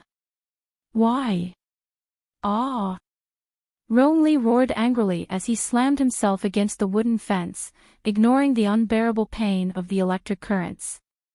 His entire face was filled with astonishment as he pointed at the man in the demonic eye mirror image and shouted stutteringly, Ronly. Ronly, you despicable person, you actually found someone to impersonate me. Duan Yu couldn't resist chuckling as he looked at him apathetically. Why get angry? Chapter 3669. You devil. Devil. Rongli's entire body trembled. He was so furious that his heart and lungs were about to explode. He truly didn't expect that his younger brother, who came from the lower star domain, would have the ability to scheme against him like this. No, it couldn't be. Someone would definitely come to save him. Venerable Immortal Jinshang's cultivation was so high, so he would definitely discover something different about him. That Venerable Immortal Jinshang you speak of is currently an honored guest of the Divine Province. Duan Yu couldn't resist giving him another blow and said with a chuckle, he probably doesn't have the leisure to care about your life or death. Do you know why Venerable Immortal Jinshang came here? He came from the holy region, so it's naturally because there's something here that attracts him.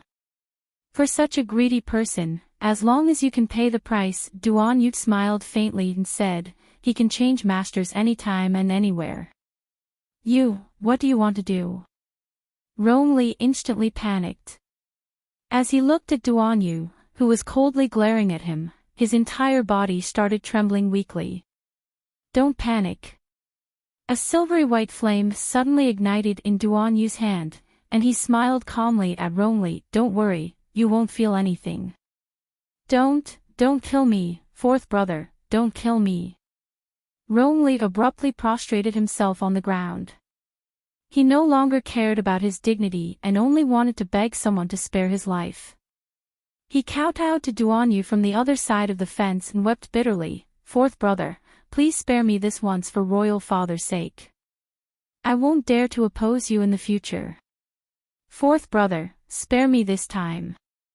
To tell the truth, Rongli still couldn't figure out why Duan Yu's temperament suddenly changed and why he captured him and attacked him so viciously.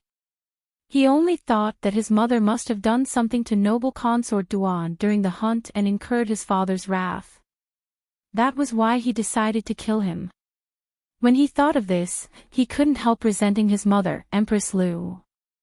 If she knew earlier that Duan Yu was a lunatic and not an easy person to get along with, why would she stupidly attack his mother time and time again?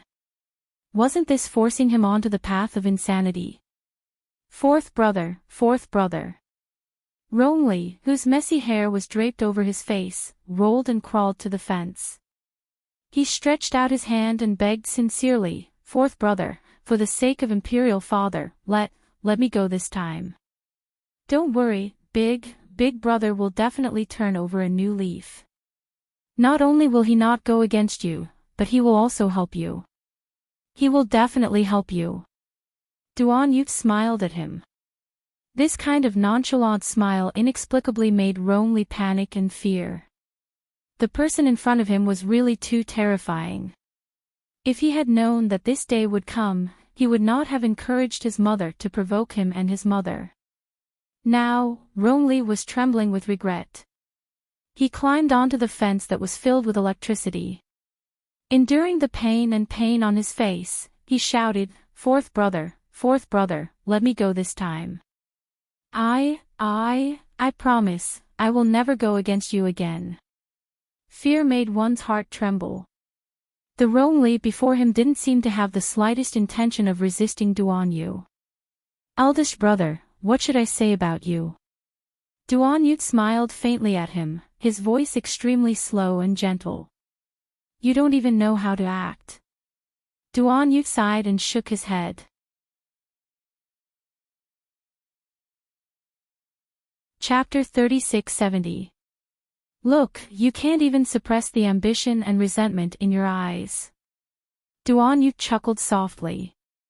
Then, he reached into the wooden fence and gently patted Rongli's head. Rongli's teeth were chattering, and he couldn't even finish his sentence.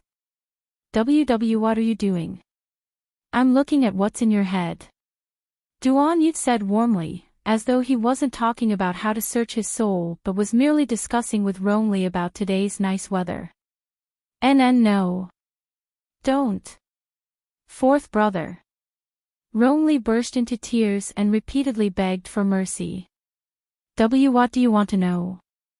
Tell me. I will definitely tell you everything I know. Oh. Duan, you've glanced at him. Then why don't you tell me the purpose of your trip?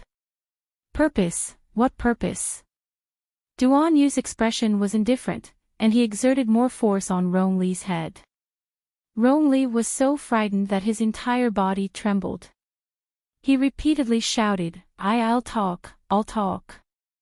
I asked Venerable Immortal Jin Shang and those two spirit venerables to capture the little stoic, the Crown Princess, and the Crown Princess. You also revealed the matter of the spirit domain to Jin Shang? Duan Yu asked with a grin. No. Rong Li quickly shook his head. He wasn't stupid. If he revealed such an important matter to those three bigwigs, who knew if they would be tempted by the riches? At that time, he would be the one to seize the spirit domain. What would he, Rong Li, have to do then? I've already dealt with Ba Shu, who knew about this matter. You're quite ruthless. Ba Shu was his loyal lackey after all. He even offered that woman, Chen Baojia, to him and let him know about the matter of the spirit domain. Therefore, Rong Li acted without the slightest hesitation. I've told you everything. Fourth brother, can you let me go now? Duan Yu smiled at him. This smile inexplicably made Rong Li feel a trace of apprehension. How can I be at ease without personally confirming it? He curled his lips mockingly. You're truly incomparably naive, eldest brother. Ah! Rong Li let out a long, mournful cry. In Duan Yu's hands, her eyes kept rolling back as she convulsed. Very quickly, Rong Li's body fell to the ground. He lay on his back on the ground, his limbs twitching. Duan Yu withdrew his hand and coldly glanced at the person on the ground before turning to walk out of the prison cell. Find a random place and burn it. Yes. Brat, a great man must be ruthless. As expected of a descendant of my Rong family. Ha ha ha, interesting. An old voice sounded in his mind. Duan Yu knitted his brows and coldly ordered, Shut up. Kid. Don't be ungrateful. A faint shadow appeared beside him and snorted, If you are willing to cooperate with me, I believe that your cultivation will soar even faster in the future. I'm the only one who knows how to maximize the effectiveness of the bloodline. So long-winded. Scram. Duan Yu clenched his fists, and that shadow glared at him before slowly dissipating. He strode out of the dungeon. Just as he entered the court, he saw the shadow appear in front of him in a flash. Your Highness, it's about time. Duan Yu nodded and walked out of the court. He solemnly said, We'll act tonight.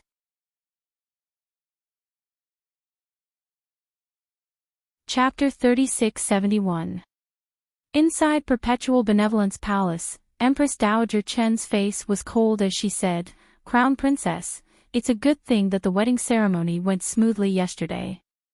Otherwise, the entire imperial family would have become a laughingstock.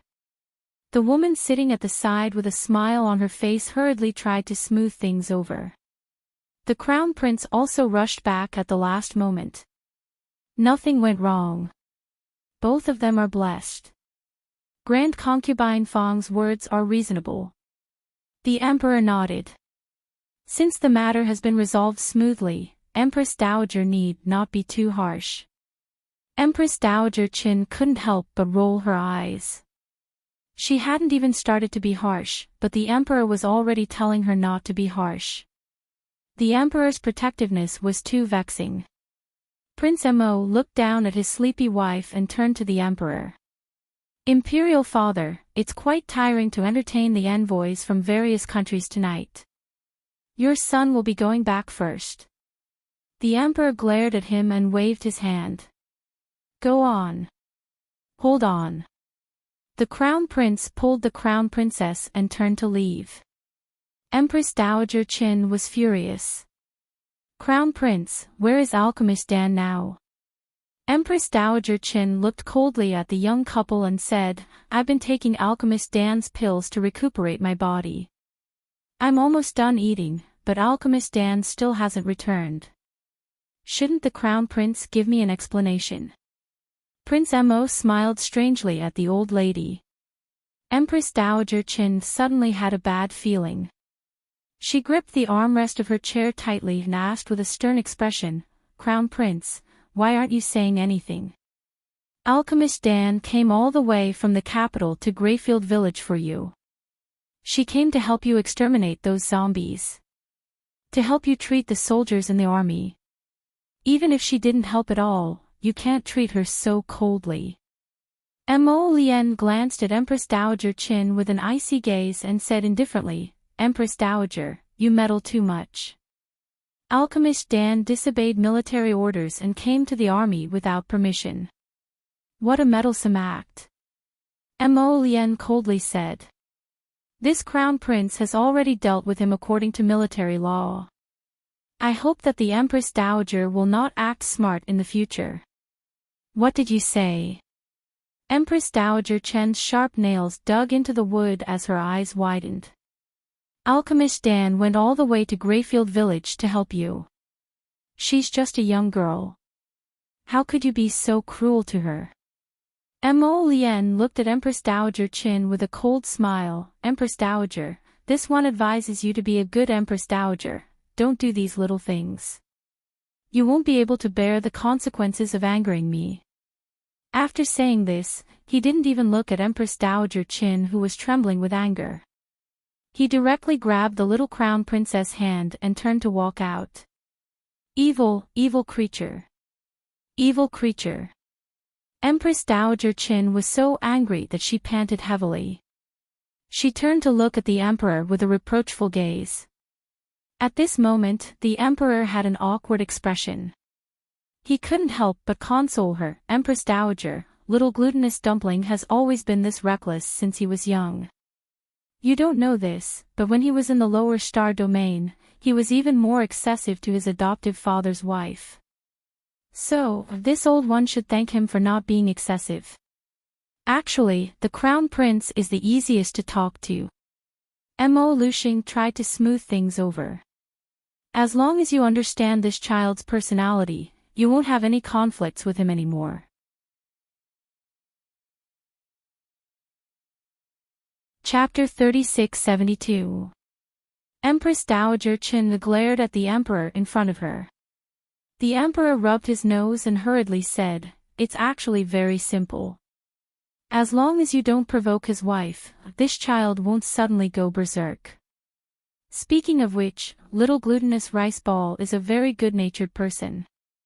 Mo Luxing said with a smile, completely ignoring Empress Dowager Chen's glaring eyes. "Your son is good-natured.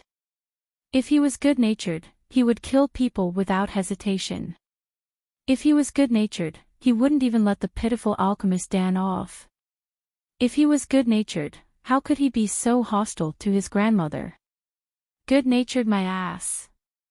Grand Concubine Fong coughed and said with a smile, "That's true. The Crown Prince has just returned to the Divine Prefecture. Everything needs to be adjusted. Alchemist Dan is a god-level alchemist. If she can become the Crown Prince's concubine, our entire imperial family and all the disciples will be able to improve their cultivation after eating Alchemist Dan's pills. Who am I doing all this for? It's all for you and your father." Empress Dowager Qin said angrily, "I'm not asking him to abolish the Crown Princess. I'm just taking in a concubine. With Alchemist Dan's status, it's wrong for her to be the Crown Prince's concubine." Mo Luxing sighed helplessly.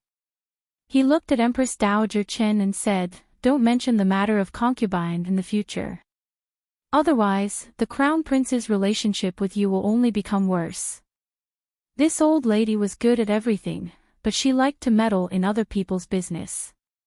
However, the older generation's idea of spreading their children couldn't be helped. Just like how this old lady wanted to shove Princess Yenyun to him time and time again, she also wanted to shove Shan Yi-su to Little Glutinous Rice Ball. Little Glutinous Rice Ball wasn't as peaceful as him. If this continued, the two of them would definitely fall out. Mo Luxing said this for the sake of the Empress Dowager. After all, little glutinous rice balls methods were enough to give him a headache just by looking at the piles of information. Such a willful and reckless son was most likely led astray by his adoptive father's family. The palace banquet at night was arranged in the Feyue Pavilion. White jade and golden beads hung curtains. The ground was dug into a pool. Koi jumped in the pool, overflowing sparkling and translucent water droplets. It was already 10:00 in the evening. The pavilion was filled with fragrant underwear and fragrant hair, and people were toasting each other. From time to time, there would be laughter, singing and dancing. After resting enough in the afternoon, the little crown princess was still in good spirits. After hearing the crown prince of Zhangzhou and Prince Chen's announcement, the little fellow glanced at the door. The crown prince of Zhangzhou walked in with a group of people with warm smiles on his face. The little crown princess felt that it was a bit hard to look at. Her gaze swiftly swept past him before shifting to Duanyu behind him. Duanyu, dressed in a moon-white plain robe, walked inside with a grin. The little stoic turned her head to look at Mo Lian, who was sitting next to her, and swept her small eyes over him in confusion. You two exchanged a glance just now. What were you talking about? Mo Lian was currently peeling tangerines for her, so he put on an innocent face when he heard this. I didn't. Humph. She must be hiding something from Jojo. Arbor turned to glare at Duanyu. The latter winked at her with a smile before following Ronli up and bowing to the emperor before sitting down.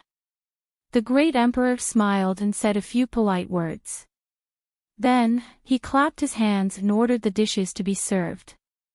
No wonder the great emperor was so concise. Ever since the palace banquet turned into a gamble and all the ministers returned home hungry, the great emperor felt that with his daughter-in-law, who was a troublemaker, around, it was better to keep everything simple. Hurry up and finish eating so that the banquet could end and return home. Lord Preceptor of the State has arrived.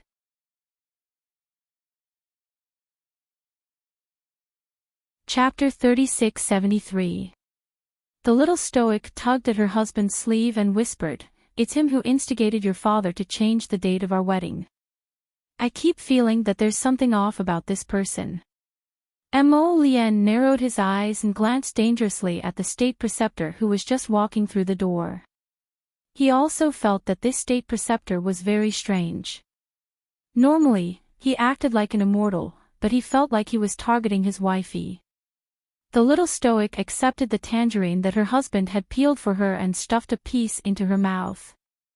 She then turned to look at the little monk who had already started eating and was eating with gusto. The little fellow was squatting next to her with a round head, each paw holding a shortbread. His cheeks puffed up as he ate, and he even turned to look at her from time to time. Benefactress, let's bring some food back for the little monkey later. Arbor nodded and pulled over his small hands to wipe them. Kong Kong, your master Kong Yin said he wants to see you today. When you see him later, you should know what to say to him, right? The little monk put down the shortbread in his hand and glanced at Arbor in confusion. Benefactress, what does this young monk want to say to Master Kong Yin? The little stoic's taut face revealed a bewildered smile. Of course it's to fish for information from him. Think about it.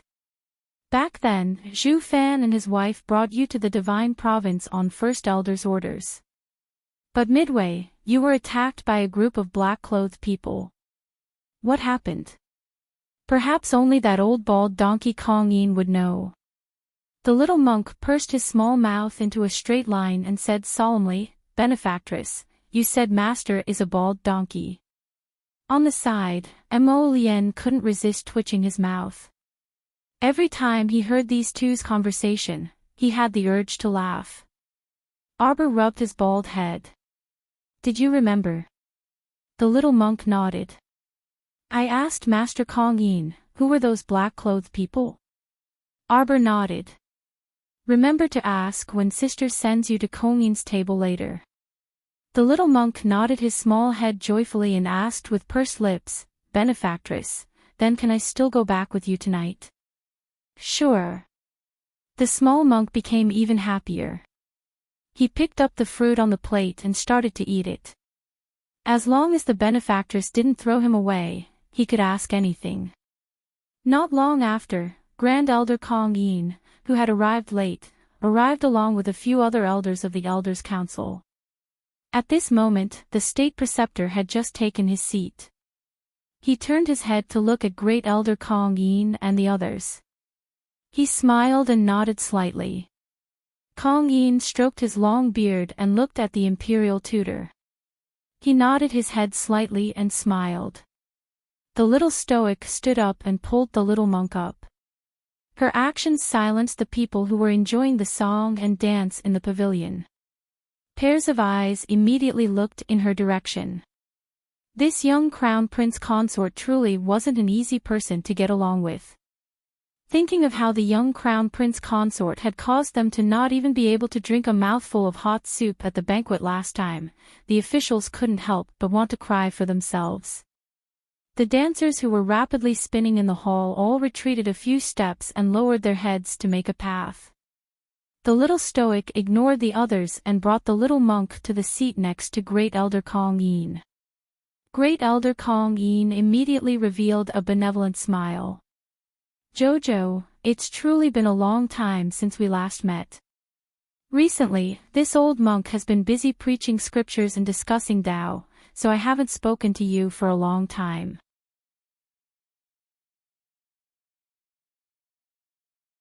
Chapter 3674. The little stoic harumphed and stuffed the little monk next to him before returning to her seat. The old monk and the little monk exchanged glances.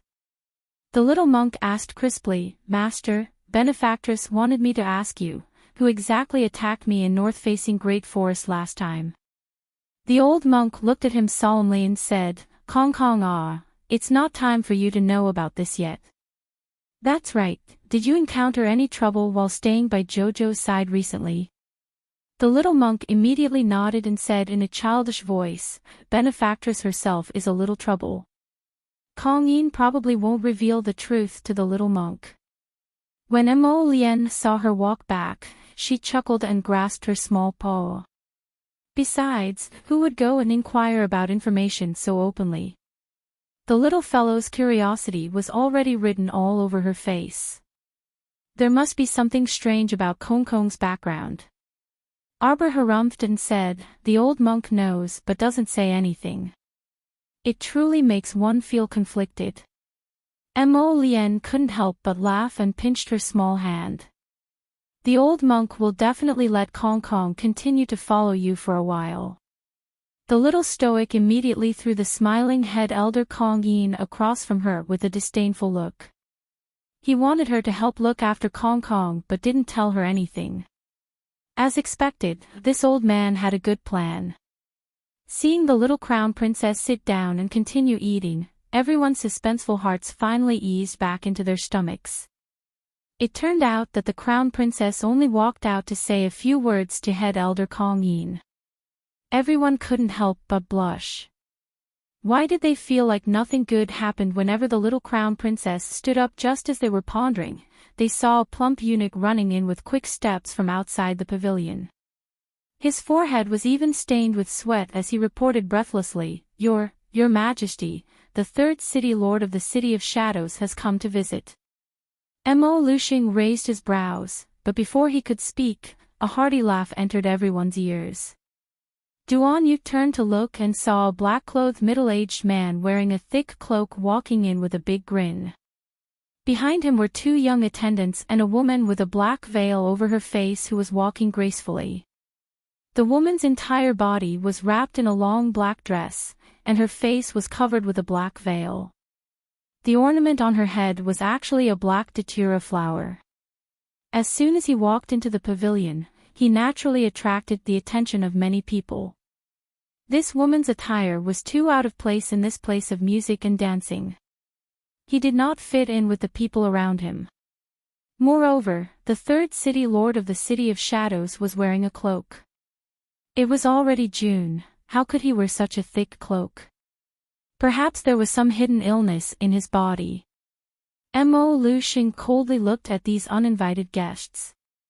His gaze fell on the third city lord for a long time before he suddenly laughed. "Third city lord, why have you suddenly come to visit?" Everyone below started whispering to each other. Phantom City was one of the 4 great cities that transcended the 3 provinces. Their third city lord suddenly came to visit the emperor today. Why did he come so abruptly? He probably came with ill intentions and didn't come with good intentions.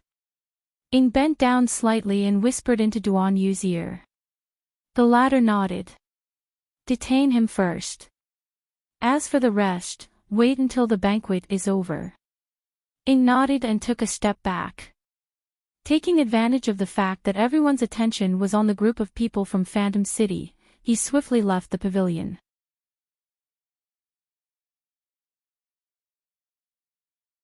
Chapter 3675. Phantom City's third city lord chuckled and suddenly tore open the large cloak draped over his body, revealing a treasured armor embroidered with golden threads and forged from silver crystals. His aura rose from his entire body like a mountain torrent. Everyone in the hall immediately felt as if their chests were blocked by something, so stifling that they almost couldn't breathe. Your Majesty, you are also very clear that my Phantom City transcends the 3 provinces. The third city lord sneered. If this matter didn't concern my beloved disciple, I wouldn't have come to find you like this.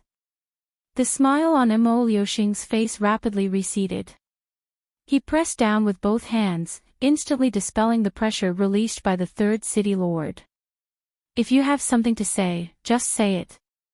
There's no need to release your aura right away. Mo Luxing was the most impatient with these people's behavior. If there was something, just say it clearly. What was the point of releasing your aura right away inexplicably and pressuring a group of ordinary people? Phantom City's third city lord's behavior caused a trace of coldness to emerge in Mo Luxing's heart. The Phantom City was beyond the 3 prefectures. However, his Mo clan's royal family wasn't someone that could be bullied and humiliated by others. If this third city lord continued to be so impudent, Mo Luxing wouldn't mind teaching him a lesson. Humph. The third city lord harumphed coldly, and his gaze abruptly landed on the little stoic. Hence, everyone fearfully cast their gazes in the little crown princess's direction. They saw that she simply didn't care about what was happening in the hall and was currently using a bamboo skewer to stab the prawn meat on her plate with her head lowered, eating it piece by piece. Everyone didn't know whether to laugh or cry, and they reflexively turned to look at His Highness the Crown Prince's sullen expression. Mo Lien was currently knitting her brows as she looked at the third city lord standing in the middle of the pavilion. This person's hostile gaze towards his wifey made him feel displeased, so he said coldly, "If you keep glaring at our crown princess, be careful of those eyes of yours." All the ministers' hearts skipped a beat, and they all lowered their heads and silently watched, not daring to make a sound. Everyone was very clear that His Highness the Crown Prince's earlier words weren't a joke. He was genuinely warning Phantom City's third city lord. However, it was clear that the third city lord did not take the Crown Prince's words to heart. Hearing this, he laughed out loud. What an arrogant and high-spirited Crown Prince of the Divine Land. His cold gaze fell on Prince Mo as he sneered, "No wonder you abandoned my disciple like a worn-out shoe." At this time, Empress Dowager Qin, who was sitting at the head of the table, could not help but say, "Third City Lord, what are you talking about? After Alchemist Dan entered the capital, we have always treated him with respect and did not dare to neglect him in the slightest." The third city lord suddenly pointed in the direction of Mo Lien and said in a stern voice, "Today, I came here to seek justice for my disciple." Disciple. The black-veiled woman in black from head to toe slowly made her way to the front of the crowd. She reached out and took off the black veil on her face, revealing half of her hideous scarred face. Empress Dowager Qin almost could not sit still and almost jumped up from her seat. She exclaimed, "Alchemist Dan. What happened to your face?" Empress Dowager Qin blurted out in alarm, her eyes hastily looking at the expressionless young crown princess and Prince Mo. The little stoic swept an inexplicable glance at that single-robed woman before retracting her gaze. Whether this woman's face was injured or not had nothing to do with her at all. She did not even bother to ask. She must have provoked Jojo's Lotus and was taught a lesson by Lotus.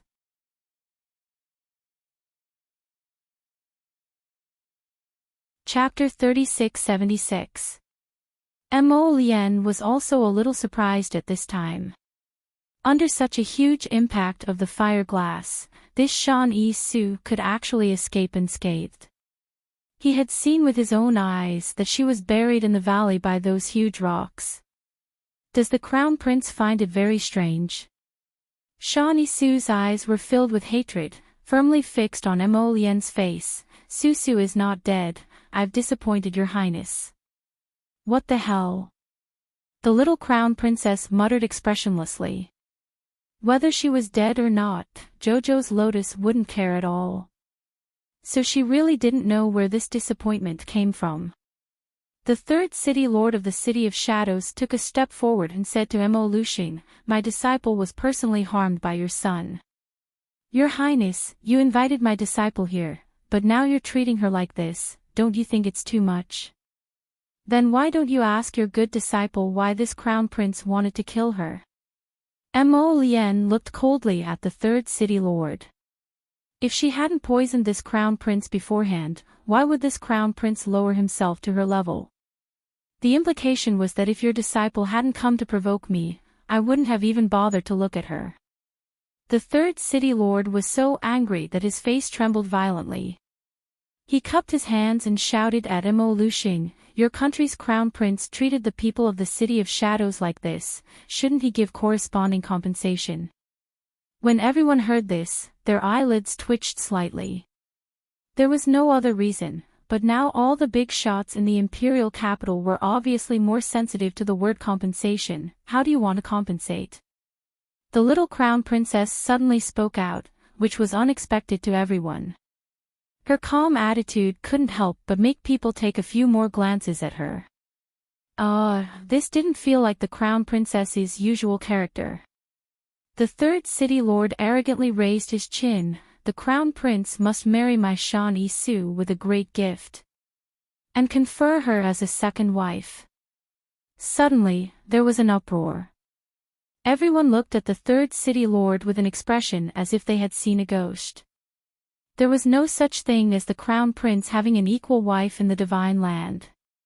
Duan Yu gripped his wine cup with one hand as he looked at Prince Mo, whose face was as still as water, with ridicule in his eyes.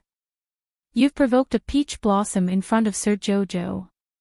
The latter glared at him a few times, then retracted his gaze. A cold smile appeared on his lips, and he said to the third city lord, "Say that again." The third city lord felt an invisible pressure. Although his face did not change much, his heart could not help but beat like a drum. The crown prince of the divine land was so imposing. If it wasn't for Shan Yi Su, his disciple, who had offered him many precious medicinal herbs, he wouldn't have bothered to get involved in this mess for her. "What do you think, State Preceptor?" The young crown prince consort suddenly turned to look at the smiling state preceptor sitting at the side. The latter was slightly taken aback. All the elders in the pavilion were also shocked by this little crown princess who did not play by the rules. The crown princess didn't make fun of anyone today. Could it be that after marrying the crown prince, she had toned down her temper? Thinking about it, it didn't seem likely. Everyone shook their heads as they looked in the Grand Tutor's direction. Sir Grand Tutor smiled faintly and raised his cup at everyone. "Naturally, there can only be one crown princess. The position of the crown prince's concubine is fine. You can't." An elder in the hall immediately objected. "This woman's face is disfigured, so how can she be promoted to the Crown Prince's concubine? Sir Grand Tutor said indifferently, since she calls herself a divine physician, she naturally can save her face.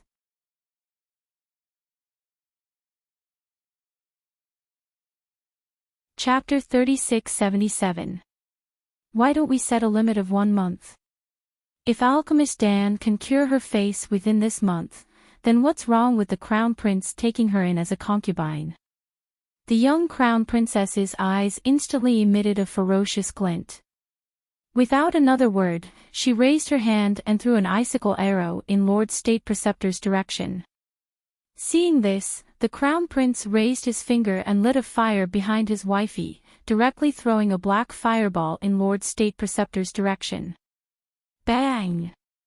Bang! After 2 loud noises, the State Preceptor dodged expressionlessly.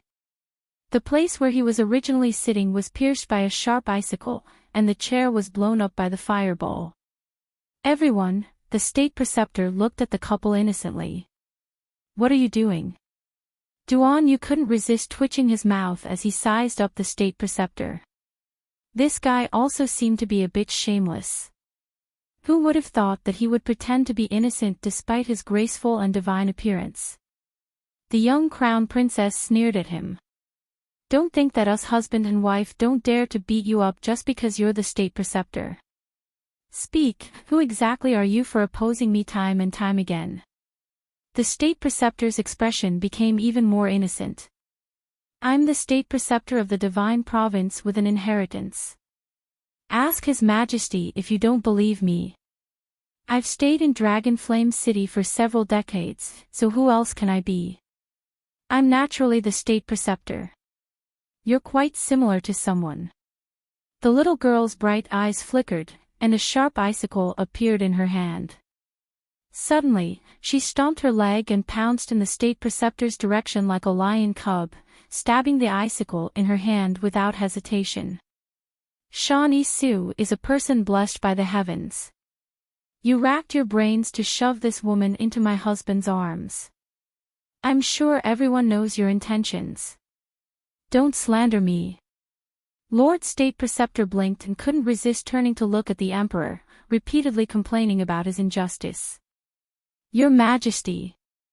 When the Crown Princess asked me before, I only answered truthfully. How can this be connected to the heavens? Now that the Crown Princess suddenly attacked Lord State Preceptor, isn't it a bit unreasonable? Empress Dowager Chen's old face was already pale. She was so angry that she gripped the armrest and said, "Presumptuous, truly presumptuous. Kill him." The young Crown Princess ordered coldly. In the blink of an eye, a giant white squirrel with 5 tails pressed down on the Imperial Tutor. The holy beast's aura instantly enveloped the entire pavilion, causing everyone's expression to change. Shawnee Su's expression also changed, and she couldn't help but take a step back. I gave you face, but you don't want it. With a flying stride, Xiaomu arrived in front of that unlined garment in a flash and picked up her arm like she was picking up a chick. With a kick of her leg, Shawnee Su was kicked to the ground. She fell to the ground on all 4s. Without another word, the little stoic went up and slapped the back of that man's head. Shawnee Su let out a scream. She twitched on the ground and spat out a mouthful of blood. It was evident how ruthless and merciless this young Crown Princess was. She made Alchemist Shan bleed with a single slap. Empress Dowager Chen's eyes instantly widened, and she abruptly stood up. She pointed in the young Crown Princess's direction and shouted shakily, "Impudent, truly presumptuous. Why aren't you stopping?" The Grand Crown Princess actually beat up Alchemist Shan in court like a shrew in the marketplace. The elderly lady felt her entire body tremble from anger.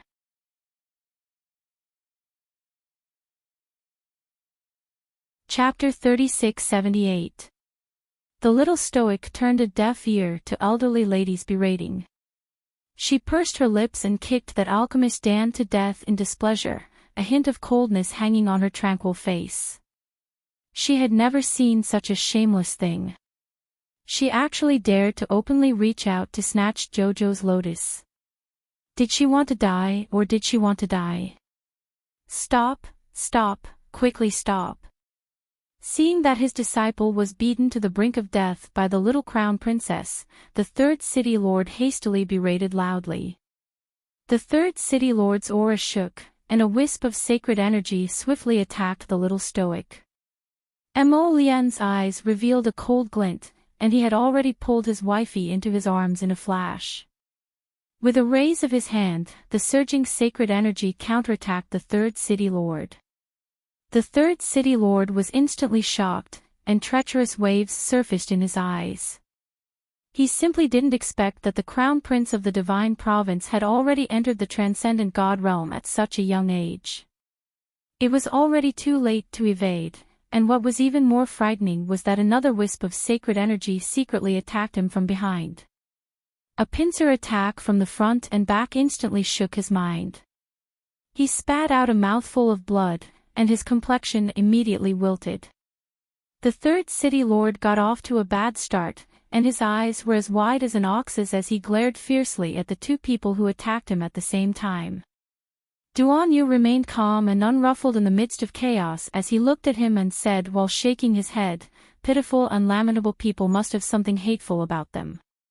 On the other side, the white squirrel Chirpy and Lord State Preceptor had also decided the victor. Don't be fooled by the little white squirrel's round body. It was nimble, and the sapling's vines supported it from time to time. Even though Lord State Preceptor was nimble, he was still pushed back by the two of them. In the end, the little white squirrel's tail whipped the State Preceptor's back, causing him to rapidly retreat several steps. When he turned around, everyone couldn't help but be inwardly shocked, and they saw blood trickling down from the corner of his mouth. Everyone stop. Seeing that the situation was out of control, the emperor berated and abruptly stood up. Simply insolent. Queen Dowager Qin was so angry that her chest heaved up and down, and her face was ashen. Your Majesty, the crown princess is truly too, Imperial Father, I was the one who did it. Prince Mo's cold voice interrupted Empress Dowager Chen's harsh words. When this woman chased me all the way to Grey Ping village, this prince was already very impatient with her. I didn't expect to fail in killing her and let her escape. Now that she's walking right into the trap, that's perfect. Men, come. Mo Lian coldly called out.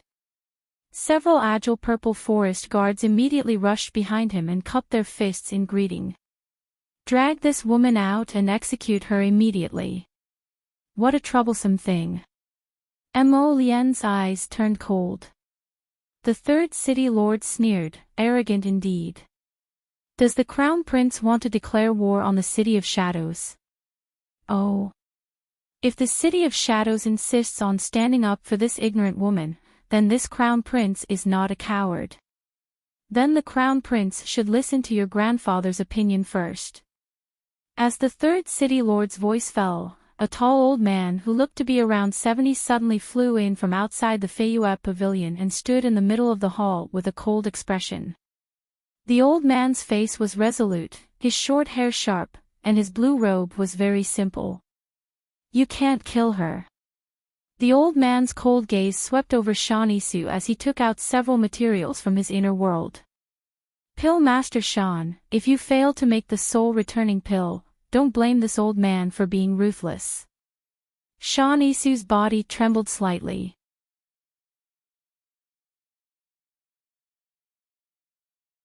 Chapter 3679. Arbor's gaze sharpened. Just as he was about to take a step forward, Mo Lian pulled him back to her side. Grandfather, you have to think clearly. There's only one set of these ingredients. If it's wasted, it'll be a waste. Mo Lian said coldly, the success rate of Shan Isu's soul-returning pill is currently less than 10%. You're asking her to refine the pill on the spot. Isn't that a joke? Mo Lian glanced at the pale Shan Isu. That bloodshed vermilion fruit was given to Jojo by Jojo when Imperial Father was testing him. Otherwise, where would they find the bloodshed vermilion fruit? If I want to kill someone, even gods and Buddhas can't stop me. Arbor said coldly. This Shan Yi-Su had already stepped on her bottom line. If she couldn't get rid of her with her own hands, where would she put her face? She had already brought her master to snatch her husband. If she didn't fight back, wouldn't she be a coward? Naturally, this matter couldn't be settled peacefully. Even Lotus's grandfather couldn't stop her determination to kill Shan Yi-Su. At this moment, Shan Yi-Su also calmed down. She was beaten black and blue by the little crown princess, and her eyes were narrowed into a line. She turned to look at the little crown princess and smiled coldly. Then, she turned to look at Mo Lien's grandfather. City Lord Bai, there's no problem if you want me to refine the soul returning pill. It's just that there's a small problem with your ingredients. Elder Bai Xing frowned and looked coldly at Shan Yi-Su. What's the problem? Phoenix wood, ghost grass, snowfield flower, and bloodshed vermilion fruit. Everything is here. What other problem can there be?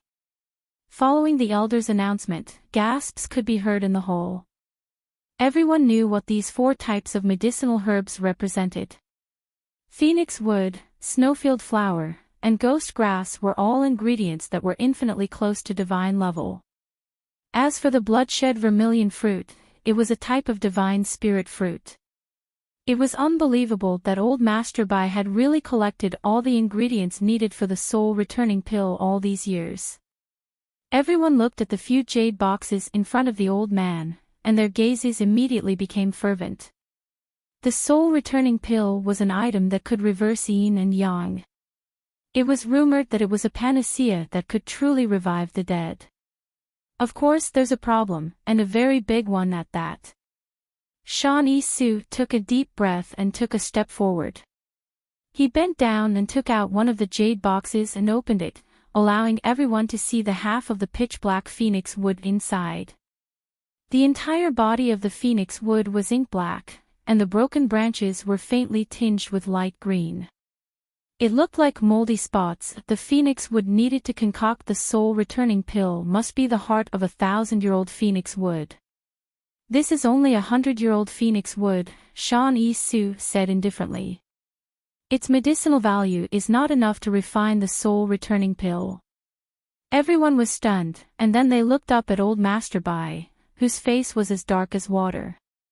Obviously, old Master Bai was in a bad mood when he heard this bad news. But don't worry, old master. Since we're only missing the phoenix wood, we'll be able to find it in a month or 2. Shan Yi-Su smiled faintly, and the scars on his face looked somewhat hideous. Old master, you can give me some manpower. I'll lead them to the Phoenix Forest in the Divine Continent to search for the Phoenix clan's habitat. In time, they'll definitely help you find the truly useful 1,000-year-old phoenix wood. You won't live to see that day.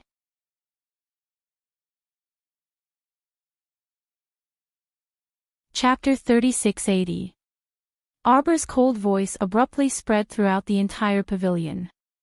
Everyone's hearts, which had been ignited by the 4 god tier and above medicinal herbs, inexplicably cooled down in an instant. Elder Bai's eyes were slightly angry. He turned to look at his granddaughter-in-law, his pair of bright old eyes revealing traces of light. She must stay alive to find the phoenix wood. Before the end of this year, she must concoct the soul-returning pill that Asya needs. Arbor sneered coldly. Her. Ha. What kind of attitude is that? Elder Bai was instantly angered by Sir Jojo's arrogance. If I say she can't, then she can't, Arbor said coldly. If I say I want to deal with someone from Tianyun, then I must deal with her. It's useless for anyone to stop me. Bastard! Elder Bai roared angrily. Take this person down, Arbor said coldly in a low voice. Instantly, countless figures approached Shan Yi-Su, whose expression had changed abruptly. Who dares to make a move? Third City Lord was anxious. He couldn't help but turn to Elder Bai and shout, "Old City Lord, are you just going to watch a god-tier alchemist fall in front of you like this?" Bai Xing's face was ashen.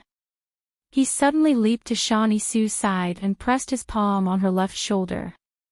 A strong burst of holy power burst out from his body, instantly flinging away a dozen purple forest guards who had swarmed over.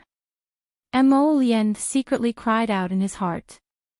He didn't even have time to give Elder Bai a look, and Elder Bai had made such an impulsive move. Sure enough, when he lowered his head, he saw that his little wife's expression was incomparably ugly. Before he could react, he saw the little fellow rush over. With a flick of her hand, hundreds of forced binding talismans were thrown over. He shouted angrily, "The person who dares to stop me in this world hasn't been born yet. Today, whoever dares to stop me from killing her will be my, Arbor's, mortal enemy. If you want to come, then come at me together." In the blink of an eye, hundreds of flickering talisman arrays smashed down at the same time, tightly trapping Elder Bai and Shani Su in place. At the same time, the old man's expression changed abruptly, and his saint energy crackled. Arbor's figure flashed, and he was already in front of the old man. She stood in the air in front of everyone. Her red clothes fluttered in the wind, and her icy eyes were filled with anger. The 10th jade slip of the golden talisman Jade Tome was activated during the battle. Arbor's finger naturally moved in the air, and a blue talisman suddenly formed in the air. In the blink of an eye, it flew in front of the old master. After so many years of diligent practice and experience, a heaven-level Great Symbol Master had naturally achieved void talisman drawing. Bang! The attack talisman formed in the void formed a small storm, and heavily swept in front of the old man. If it was not for the old man's large-scale Saint Power defensive shield that blocked the attack, Shani Su would have been dead by now. Mo Luxing immediately jumped up from the dragon throne, his eyes staring at his daughter-in-law in shock, forgetting to speak for a long time. Void talisman crafting. Void talisman drawing. Without any external assistance, no talisman brush, and no cinnabar, she simply drew a blue attack talisman in the void and threw it at the old man. This was a true talisman crafting genius. At this time, the people of the aristocratic families in the hall all stood up. Everyone on the Mu family side stared at the little crown princess without blinking, their eyes revealing a shocked expression.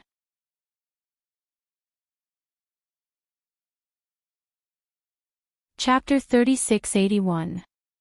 Creating talismans out of thin air was a unique skill that had been lost for a long time. In the past, they had only read about it in ancient texts. After a great talisman practitioner absorbed and communicated with the chi of heaven and earth, it was possible that they could create talismans out of thin air. But flipping through ancient texts was one thing. Seeing it before their eyes was another matter altogether. Everyone was staring at the little girl in front of them in shock. Truly, the little crown princess's sudden outburst shocked everyone, and they also felt as if their hearts had suffered a heavy blow. This heavy atmosphere weighed down on everyone's mood during the new year. The little crown princess expressionlessly stood in the air, her small hands flying back and forth, as nimble and beautiful as a butterfly fluttering through flowers. As her fingers moved, one blue attack talisman after another was produced. They gradually turned into purple talismans, purple talismans, purple talismans. Everyone's eyeballs were about to fall out of their sockets. They looked at the little crown princess, who was still exerting her strength, in bewilderment. They only felt that their eyes were not enough to see, and their hearts seemed to have been struck again. They revealed a hopeless expression. Was this the difference between a genius and a mediocre person? From creating talismans out of thin air to directly creating blue talismans out of thin air, then suddenly turning them into purple talismans. This process probably couldn't be described with a quarter of an hour. Patriarch Mu somersaulted and nearly fell to the ground. If it weren't for Mu Jingrui and Mu Jingyuan swiftly supporting him, the old patriarch would probably have already fallen to the ground. At this very moment, Arbor's surroundings had already been enveloped by a huge talisman energy vortex. She stood in the middle and coldly stared at old Master Bai in front of her, as well as Shawnee Su, who was being protected by him. Shawnee Su didn't know why, but she felt a sudden chill invade her heart. She didn't expect that a mere little girl could make her feel a trace of shudder and fear with just her aura pressure. She didn't want to admit it, but the truth didn't allow her to quibble. If you don't die today, how will I have the face to continue living in this world? Arbor coldly finished this sentence and raised her hand. Everyone saw a dazzling golden light radiate before their eyes, and it was as if it had stolen all the colors in the world in that instant. Mo Lian was greatly shocked. Just as she was about to run up, Duan Yu grabbed her arm. You brat, if you don't want to add fuel to the fire, then stand here and watch. Duan Yu glanced at him and patted his back. He looked at him sympathetically. It's better for your grandfather to suffer a bit than to suffer Jojo's disdain in the future. Mo Lian rolled her eyes at him. Do you think I'm going to stop them? If I go over to help her, Jojo will be at a disadvantage. The old man isn't someone easy to deal with. He was someone who was about to step into the ultimate god realm. If it wasn't for his mother, he would have ascended to the sacred region a long time ago. Duan Yu withdrew his claws and said with a nod, All right then, you go and lure your family's patriarch away. I'll go deal with that third city lord. The two of them glanced at each other. Just as they were about to make their move, they heard old Master Mu Jia exclaim. Saint Grade Gold Talisman. It's a Saint Grade Gold Talisman. Everyone in the Talisman patrician family couldn't resist prostrating themselves in worship. They put their palms together and exclaimed, A Saint Grade Gold Talisman has appeared. It's a Saint Grade Gold Talisman. At the same time, Arbor had already flicked open that Saint Grade Gold Talisman summoning talisman. His chilly little face revealed a murderous intent. Eat her.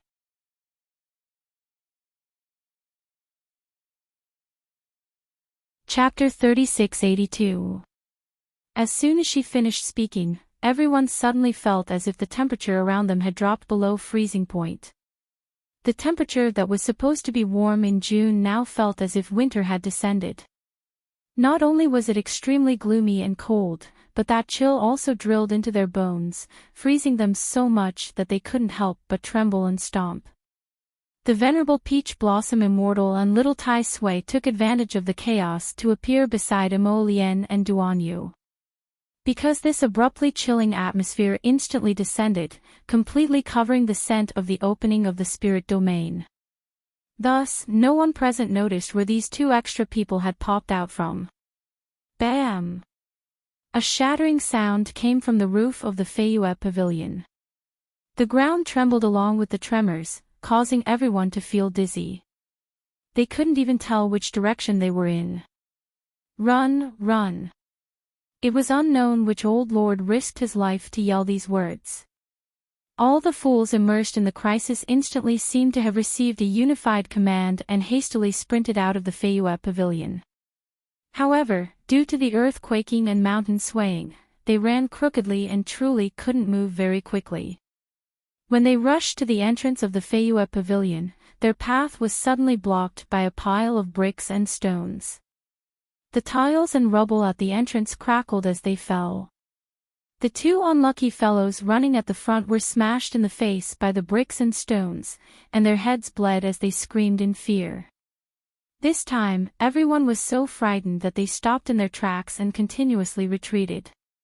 In the end, they were forced back into the main hall of the Feiyue Pavilion. The chancellors were about to die from regret. Sure enough, starting a fight at the slightest disagreement was truly something that the little crown princess was capable of. Didn't they say to finish eating early and leave early? Great, they only had enough time to eat 2 mouthfuls of hot soup and savor 3 pieces of meat before the banquet was freaking disrupted again. No one was to blame except for that damn third city lord of the City of Shadows. Why did you bring a woman to discuss the little crown princess for no reason? If this woman didn't appear, everyone would still be enjoying themselves. Little Tai Sui sniffed, and a serious look appeared on its delicate little face. I seem to smell the scent of a primordial beast. The venerable Peach Blossom Immortal couldn't resist rolling his eyes. It's already here. Ah, Saint Clothes Sue let out a scream, and then her voice suddenly stopped. There was no other reason. The void was torn open, revealing a mass of black mist. A sharp claw stretched out from within. It looked like a dragon, but it was not a dragon. It looked like a phoenix, but it was not a phoenix. Its claws and fangs were extremely sharp, and it tore through the old man's Saint Energy shield in an instant. Its claws landed on Shawnee Sue's body and it clawed with force. Ah!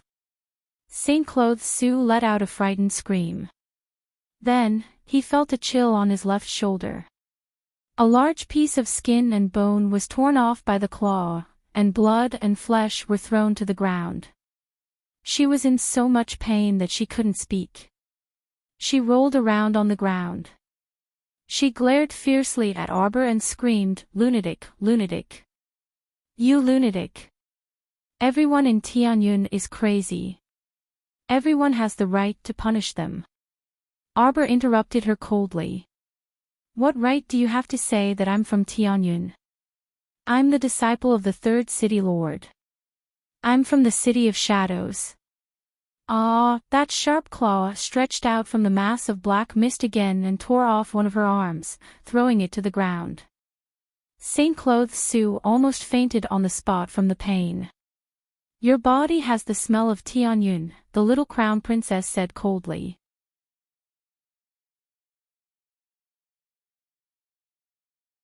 Chapter 3683. What's so difficult about knowing if you're Tianyun's person or not? Arbor stood in the air, coldly looking at the woman in front of him without a trace of pity in his eyes. "As long as we cut open your skull and rummage through it, we'll be able to see it. Tianyun's people will have a black crystal the size of a grain of rice in their skull." Arbor looked at her, a trace of coldness slipping through his lips, "That 18th sister. We've researched it in our small base. The reason why she was able to run and jump while half of her body was because the tiny black crystal in her skull hadn't been destroyed." Xiaomu tapped her own head as she gazed icily at Shawnee Sue and said, "To nurture such a young divine-level pill refiner in this world, the amount of money and time that Heavenly Fortune has invested, as well as a lot of time and energy, is probably not small. But you're too anxious. Anxious to get close to your goal, anxious to enter our core. Anxious to humiliate me, anxious to make my life uncomfortable for the mastermind behind the scenes. You're willing to be driven by others. You're so anxious, it's easy to reveal flaws. You're too stupid, so stupid that I can't bear to look at you. Tianyun wants to make you into a god-level alchemist respected by the world. He wants to use your young alchemy skills to master the alchemy of the 3 states and become the leader of the Alchemist Alliance, right? But why do you have to provoke me at this time? Do you know the corpse puppet's crystal core?" Arbor stretched out his little finger and tapped his little head. "It's right here. When you kill the corpse puppet, you destroy its crystal core, and it will be completely useless like a useless puppet. And this little black crystal in your skull is the same as 18th Sisters. It's something that can be upgraded. It needs a lot of medicine to refine it. Normal days must be hard to endure."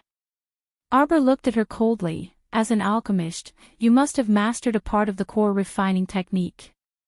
If I ask you to tell the truth," Arbor's eyes instantly became incomparably cold, revealing traces of cold light. "I don't know if the curse in your body will backfire and turn you into an idiot." No, ah. Shawnee Su fell to the ground and crawled back a few steps in fright. He waved his hand in front of his eyes and cried out in alarm, "You devil, devil, you won't have a good end. You vicious woman, you will not have a good ending. I didn't have a good ending a long time ago." Arbor pulled out a vine whip from his sleeve and slapped Shawnee Su's face heavily. "I, who didn't have a good ending," crawled out from the depths of hell. He had passed through the gates of hell and walked through the sea of fire. Now is the time for you to tremble, be terrified, and scream. No, I'm not Tianyun's person. I'm really not Tianyun's person. Shawnee Su felt a deep sense of fear at this moment. She rolled and crawled, dragging a long trail of blood on the ground. She crawled towards Mo Lien and cried out with a pleading face, "Your Highness, I'm really not Tianyun's person. I only adore you wholeheartedly. It's Crown Princess, she's jealous by nature, it's her." "Ah, nonsense." Before she could finish her sentence, she was kicked out by Mo Lien like trash. "My Jojo, why should I be jealous of you? Who do you think you are? You can't even compare to a hair of hers."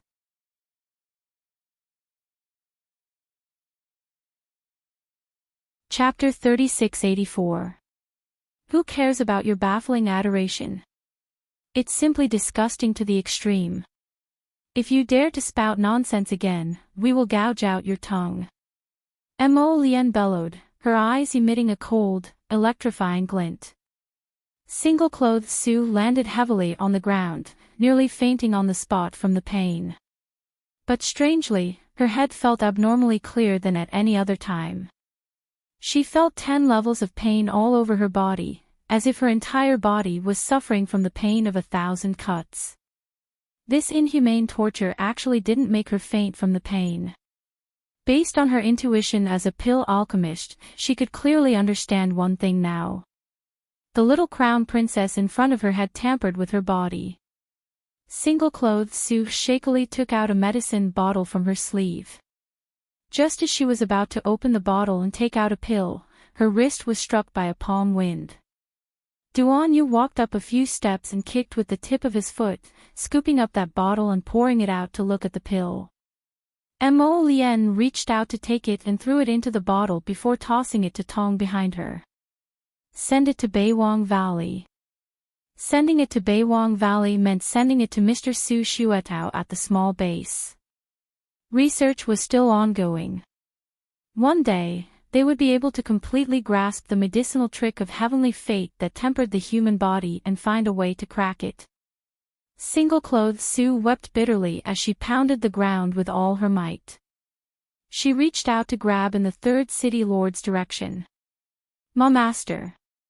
However, the third city lord was somewhat strained at this time. He was being forced to retreat step by the little white squirrel, Cho-Cho, who was pestering him. How could he spare a hand to support her? Just as Bai Xing was about to move, Mo Lien reached out to stop him. "Grandfather, you still want to fight with the primordial ferocious beast?" That primordial ferocious beast didn't even show its face earlier. It only revealed a claw from the black fog, and it tore open grandfather's defensive barrier. One could imagine how powerful its overall strength was. Jojo didn't use force on him because he was Lien's grandfather. If he really angered this little fellow, it would probably be disastrous. Bai Xing's face darkened, and he angrily said to his grandson, "It doesn't matter if she's from Tianyun or not, she can save your mother." "She can't," Mo Lien sighed helplessly. "Grandfather, you're experienced and knowledgeable, so you should be very clear about this. The success rate of a god-level alchemist concocting the soul-returning pill was less than 10%. You must know that as well. Even if it's only 5%, I still have to try. Your mother can't afford to delay any longer." Bai Xing was fuming with rage as he blurted out. Mo Liuxing's expression instantly changed. Mo Lien couldn't help but take a step forward and grab her grandfather's hand. "What did you say? Wasn't his mother safe and sound in the ice?" What did he mean by he couldn't afford to drag it out? Ordinary nutrient solutions are completely useless to your mother. Elderbike seemed to have aged a lot in an instant, and his entire person became dispirited.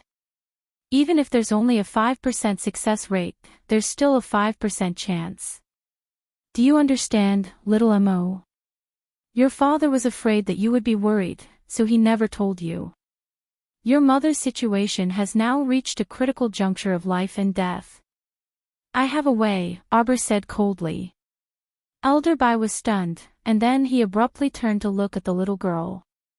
This was the first time he looked at the little crown princess in front of him after entering Feyue Pavilion. Such a young girl, but her aura was extremely strong. In his rage just now, the entire Feyue Pavilion's thousands of people didn't dare to speak. It wouldn't be an exaggeration to say that he intimidated everyone present.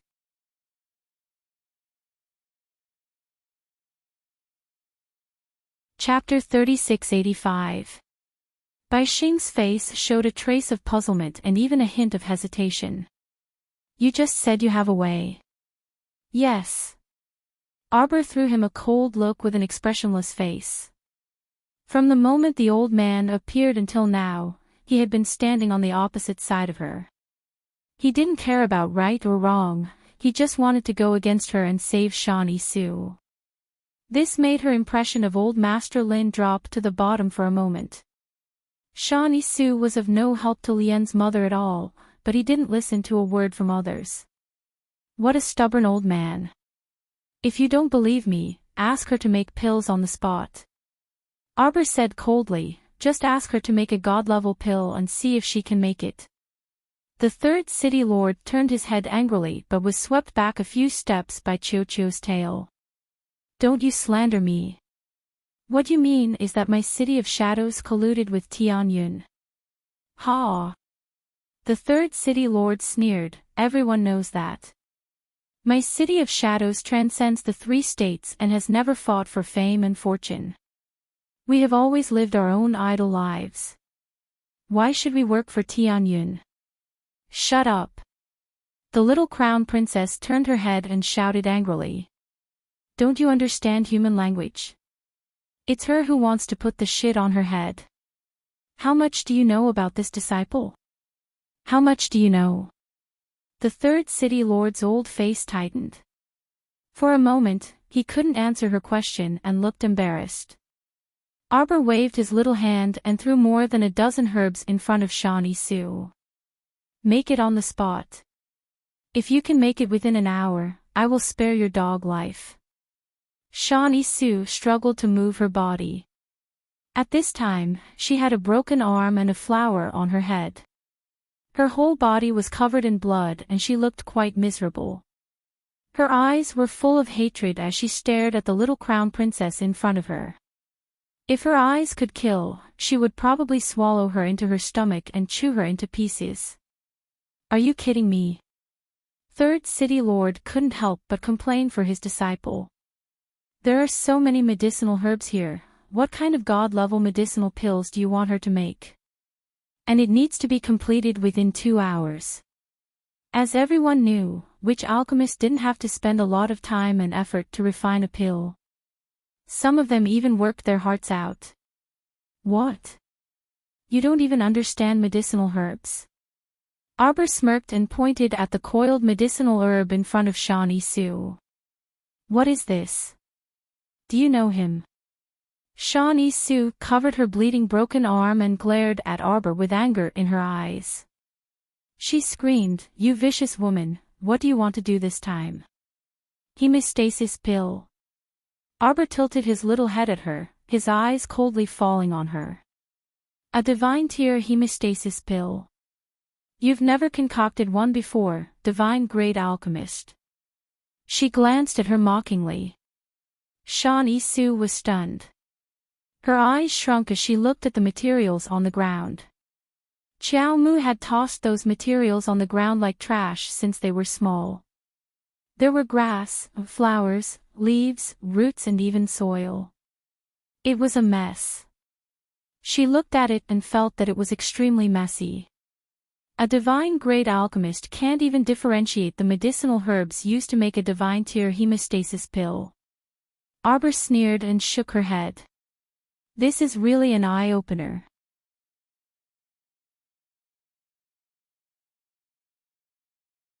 Chapter 3686. Looking at the strange looks that other people were giving her, Shawnee Sue's face instantly paled.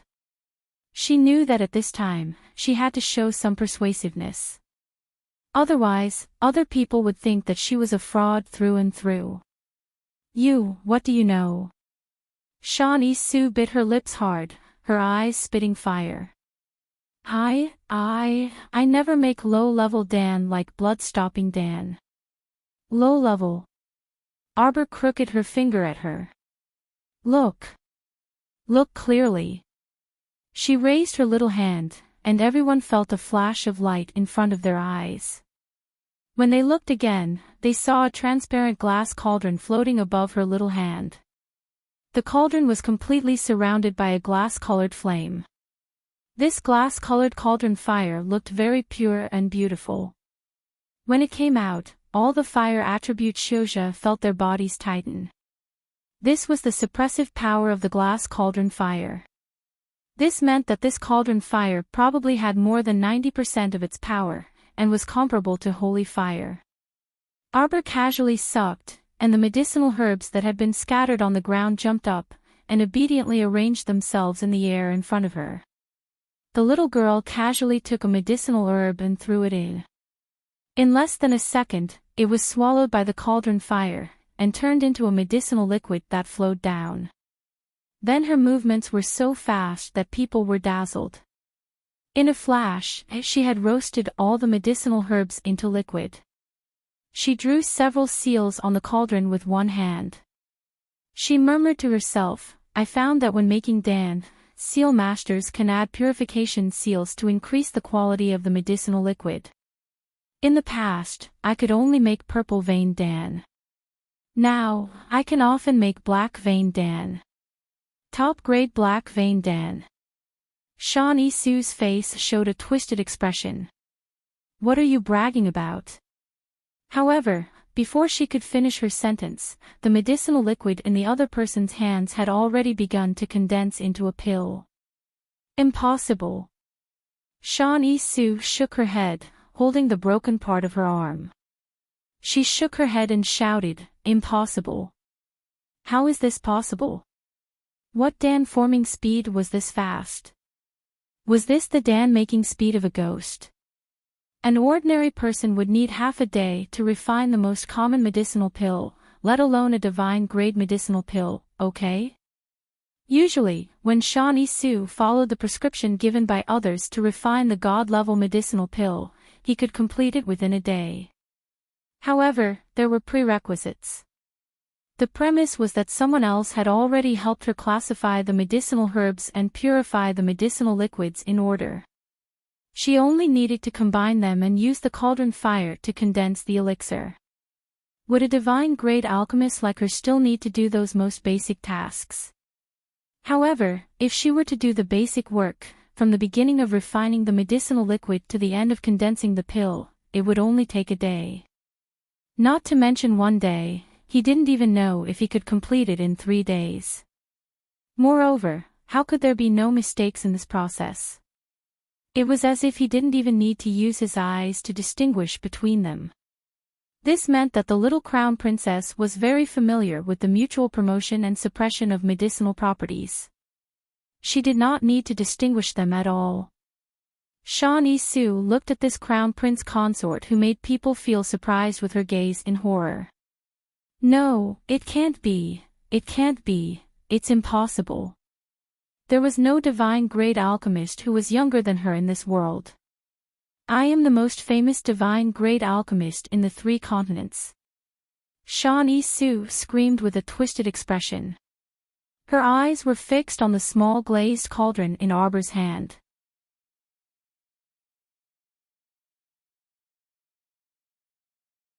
Chapter 3687. The cauldron fire boiled for a while before suddenly spitting out a black-patterned, gold-plated pill. Everyone simultaneously sucked in a cold breath. Even old City Lord Bai, who was standing on the side with a baffled expression, widened his eyes in shock. Little glutinous dumpling. Mo Lushing anxiously grabbed his son's hand, his expression a bit agitated. Mo Lien forcefully pulled his hand away. With a cold expression, Prince Mo dryly said, "Royal father, pay attention to the situation." What was going on? Calling him by his pet name in a place with so many people, was she trying to court death or court death? On the side, Duan Yu's eyes clearly brightened, and he glanced at Mo Lien with a mocking expression, his face full of realization. "Oh. So little glutinous dumpling is your pet name." Mo Lien instantly glared at him in annoyance, but her father pulled her hand back when she turned around. "Little glutinous dumpling, why didn't you tell father earlier that your wife's pill refinement skills were so brilliant?" "I did." Mo Lien was baffled, and he glanced at the agitated Mo Lushing, saying, "Didn't I say before that my wife is an earth-grade alchemist?" But from the looks of it, his wifey's pill refinement level should have increased by quite a bit. She should have entered the ranks of heaven-grade alchemists now. "You didn't say she was this impressive before." Mo Lushing glared at his son in dissatisfaction. Mo Lien lowered his head in contemplation. His daughter-in-law indeed hadn't displayed her brilliant pill refinement skills in front of others before, so it was no wonder that these people were so shocked that their jaws were about to fall off. Thinking that this was his wifey, Mo Lien felt a bit pleased on the inside. This was his wifey, no one should think of fighting with him over her. What was his. "Royal father, Jojo's pill refinement is very arduous." Mo Lushing wanted to spit at his son's face. Arduous my ass." Under the watchful eyes of the crowd, the little crown princess refined a black-veined pill. From refining the medicinal liquid to forming the pill, it took less than a quarter of an hour.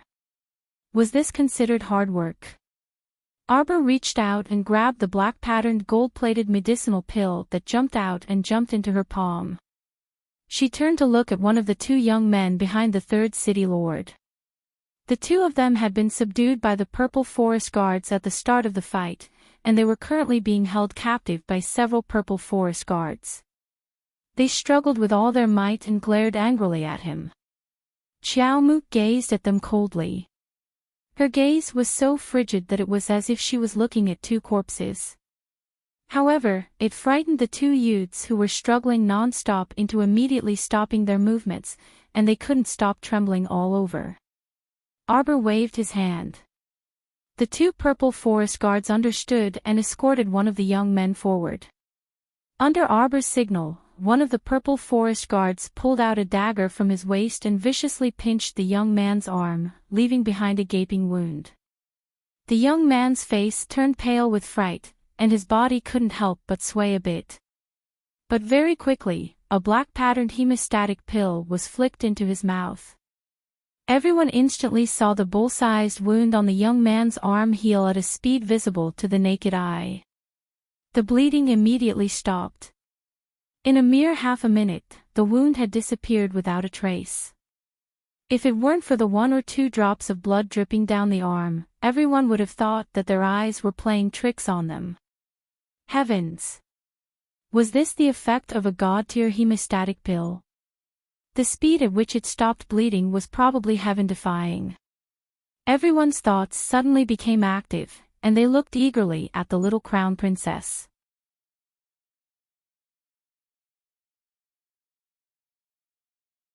Chapter 3688. Especially that minister from the Ministry of War, his eyes were so wide that they almost popped out. If the army could master this kind of hemostatic pill, needless to say, when the entire army fought the enemy on the battlefield, it would definitely increase their chances of victory. With such a hemostatic pill in their hands, why would they worry about not being able to win the battle? Mo Lien saw that her father was glaring at her like this, and quickly said, "Jojo isn't someone who can make a god-level pill with such an effect every time. Jojo was only a heaven-grade pill refiner, and she was lucky to be able to make a god-level pill. That was what His Highness the Crown Prince meant. Mo Lushing turned his head to look at his daughter-in-law, his eyes containing a trace of expectation, almost burning like the scorching sun. And at this time, Shan Yi-su, who was originally lying on the ground like a dead dog, crazily got up, wanting to pounce on Arbor in front of her. She let out a sharp whistle, and sternly shouted, "Impossible! Impossible! How can you be such a young god-level pill refiner? You must be lying, you're hiding something on your body, hiding something. It's a divine tool, right? A divine tool to help you condense the pill quickly, right? You vicious woman. You can't possibly be a god-level pill refiner." "I'm indeed not a god-level pill refiner," Arbor coldly interrupted her, and indifferently said, "I'm just a heaven-grade pill refiner. Occasionally, I can make 1 or 2 black-veined god-level pills." She glanced at her pitifully and pursed her lips. "But this is already pretty good, isn't it? Compared to you, a god-level pill refiner with a false appearance. I'm a person who started from the basics of distinguishing medicinal herbs, and spent a lot of effort to learn how to distinguish herbs, smell herbs, refine herbs, and concoct herbs. I should be better than you, just a little bit." Arbor gestured with 2 little fingers, and indifferently said, "I only dare to say that I know a little about the Tao of medicine." "You're really strong. Half a bucket of water dares to pretend to be a god-level pill refiner in front of me. How did you become a god-level pill refiner, don't you know in your heart? Stop pretending. You don't look like one at all." "Pooh." Shan Yi-su actually spat out a mouthful of blood. Everyone looked at her strangely. This single-clothed Su was actually angered to the point of vomiting blood by the little crown princess words. Oh my god, how much anger must he have in his heart to be this angry? Arbor stared coldly at the wriggling woman on the ground. There was no pity in his eyes. You can only blame yourself for reaching out so far and trying to lay your hands on Jojo's wren. Jojo's lotus was not something that any cat or dog could touch. The little crown princess condensed an icicle in her hand and threw it at Shan Yi-su's face without saying a word. You can't kill me. Single-clothed Su was lying on the ground. She raised her head as she gasped for breath. At this moment, the icicle was only an inch away from her eyes. It was as if he took another step closer, he would be able to pierce through her eye. You can't kill me, Arbor. Single-clothed Su struggled to crawl half a step on the ground. She raised her head and looked at her coldly. I have a way to protect Her Majesty the Empress's life. That, even if you don't concoct a god-level pill. It can guarantee Her Majesty the Empress's life for half a year. Upon hearing this, Old City Lord Bai hastily stepped forward and stood next to the little crown princess. Just as he was about to speak, Mo Lien raised her hand to stop him. The little stoic looked coldly at that single-clothed Su.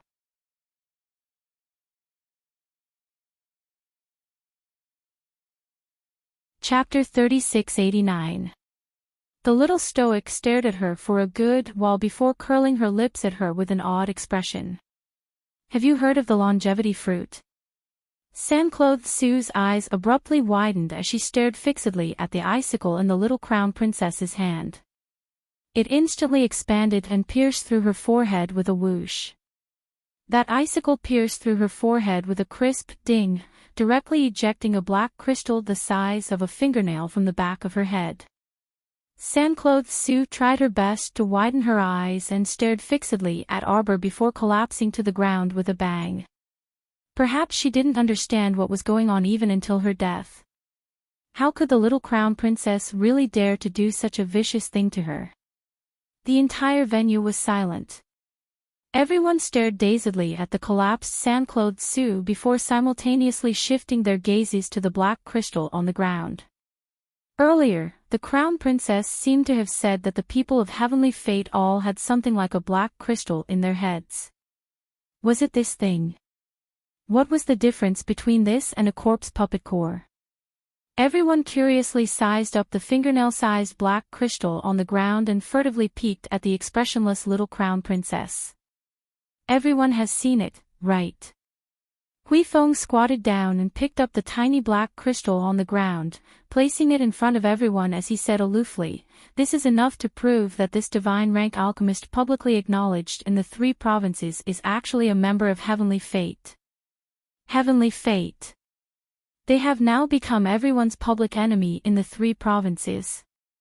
Hui Feng clenched his fists and said to everyone, "From the looks of it now, the people of Heavenly Fate have already infiltrated every family clan and patrician family since a long time ago. They might even be right beside you and me. His Highness the Crown Prince and the Crown Princess mean that after we leave today, every family and clan should strictly investigate the backgrounds of their own family members. Anyone with an unknown background or who seems suspicious must be put under control first." The family heads looked at each other in dismay before finally electing Mutsang to speak. Patriarch Mu was still in shock and hadn't recovered his wits yet, so he asked weakly, "Biba, don't tell me we have to cut open their heads one by one." This method was indeed a little cruel. Hui Feng said indifferently, "You can hand over all the suspects to the Crimson Forest Guard. We have a special way to deal with them. There's no need to dissect their brains." Patriarch Mu and the others nodded dubiously. And now, the banquet had come to an end. Whether it was the great emperor or the courtiers, this meal was so miserable that none of them were in the mood to continue. After the banquet ended in a hurry, the great emperor hurriedly summoned the Crown Prince and the Crown Princess to the Extreme Time Palace's imperial study. Seeing the young couple enter the room hand in hand, the emperor couldn't help but get up to welcome them. He asked anxiously, "Jojo, you said you have a way to help your mother. Is this true?" Arbor knew that this person was anxious, so he didn't hide it. He nodded and said, "Yes." The eyes of his grandfather, Bai Xing, who was standing at the side had not stepped forward, brightened when he heard this. It was just that he had helped Pill Master Dan deal with the little girl's enemy, so he knew that the little girl wouldn't have a good impression of him for the time being. Thus, he didn't dare to step forward and incur her disdain. "Why, you can save her now?" Mo Luxing asked cautiously. "You're tuning into the LoveLore Library YouTube channel. We're so grateful for your support, and don't forget to subscribe to join us on this incredible journey through captivating stories. Your generosity through donations truly makes a world of difference, as it's the primary source of revenue that allows me to expand and enhance this channel for you. Thank you from the bottom of my heart for being a part of this adventure."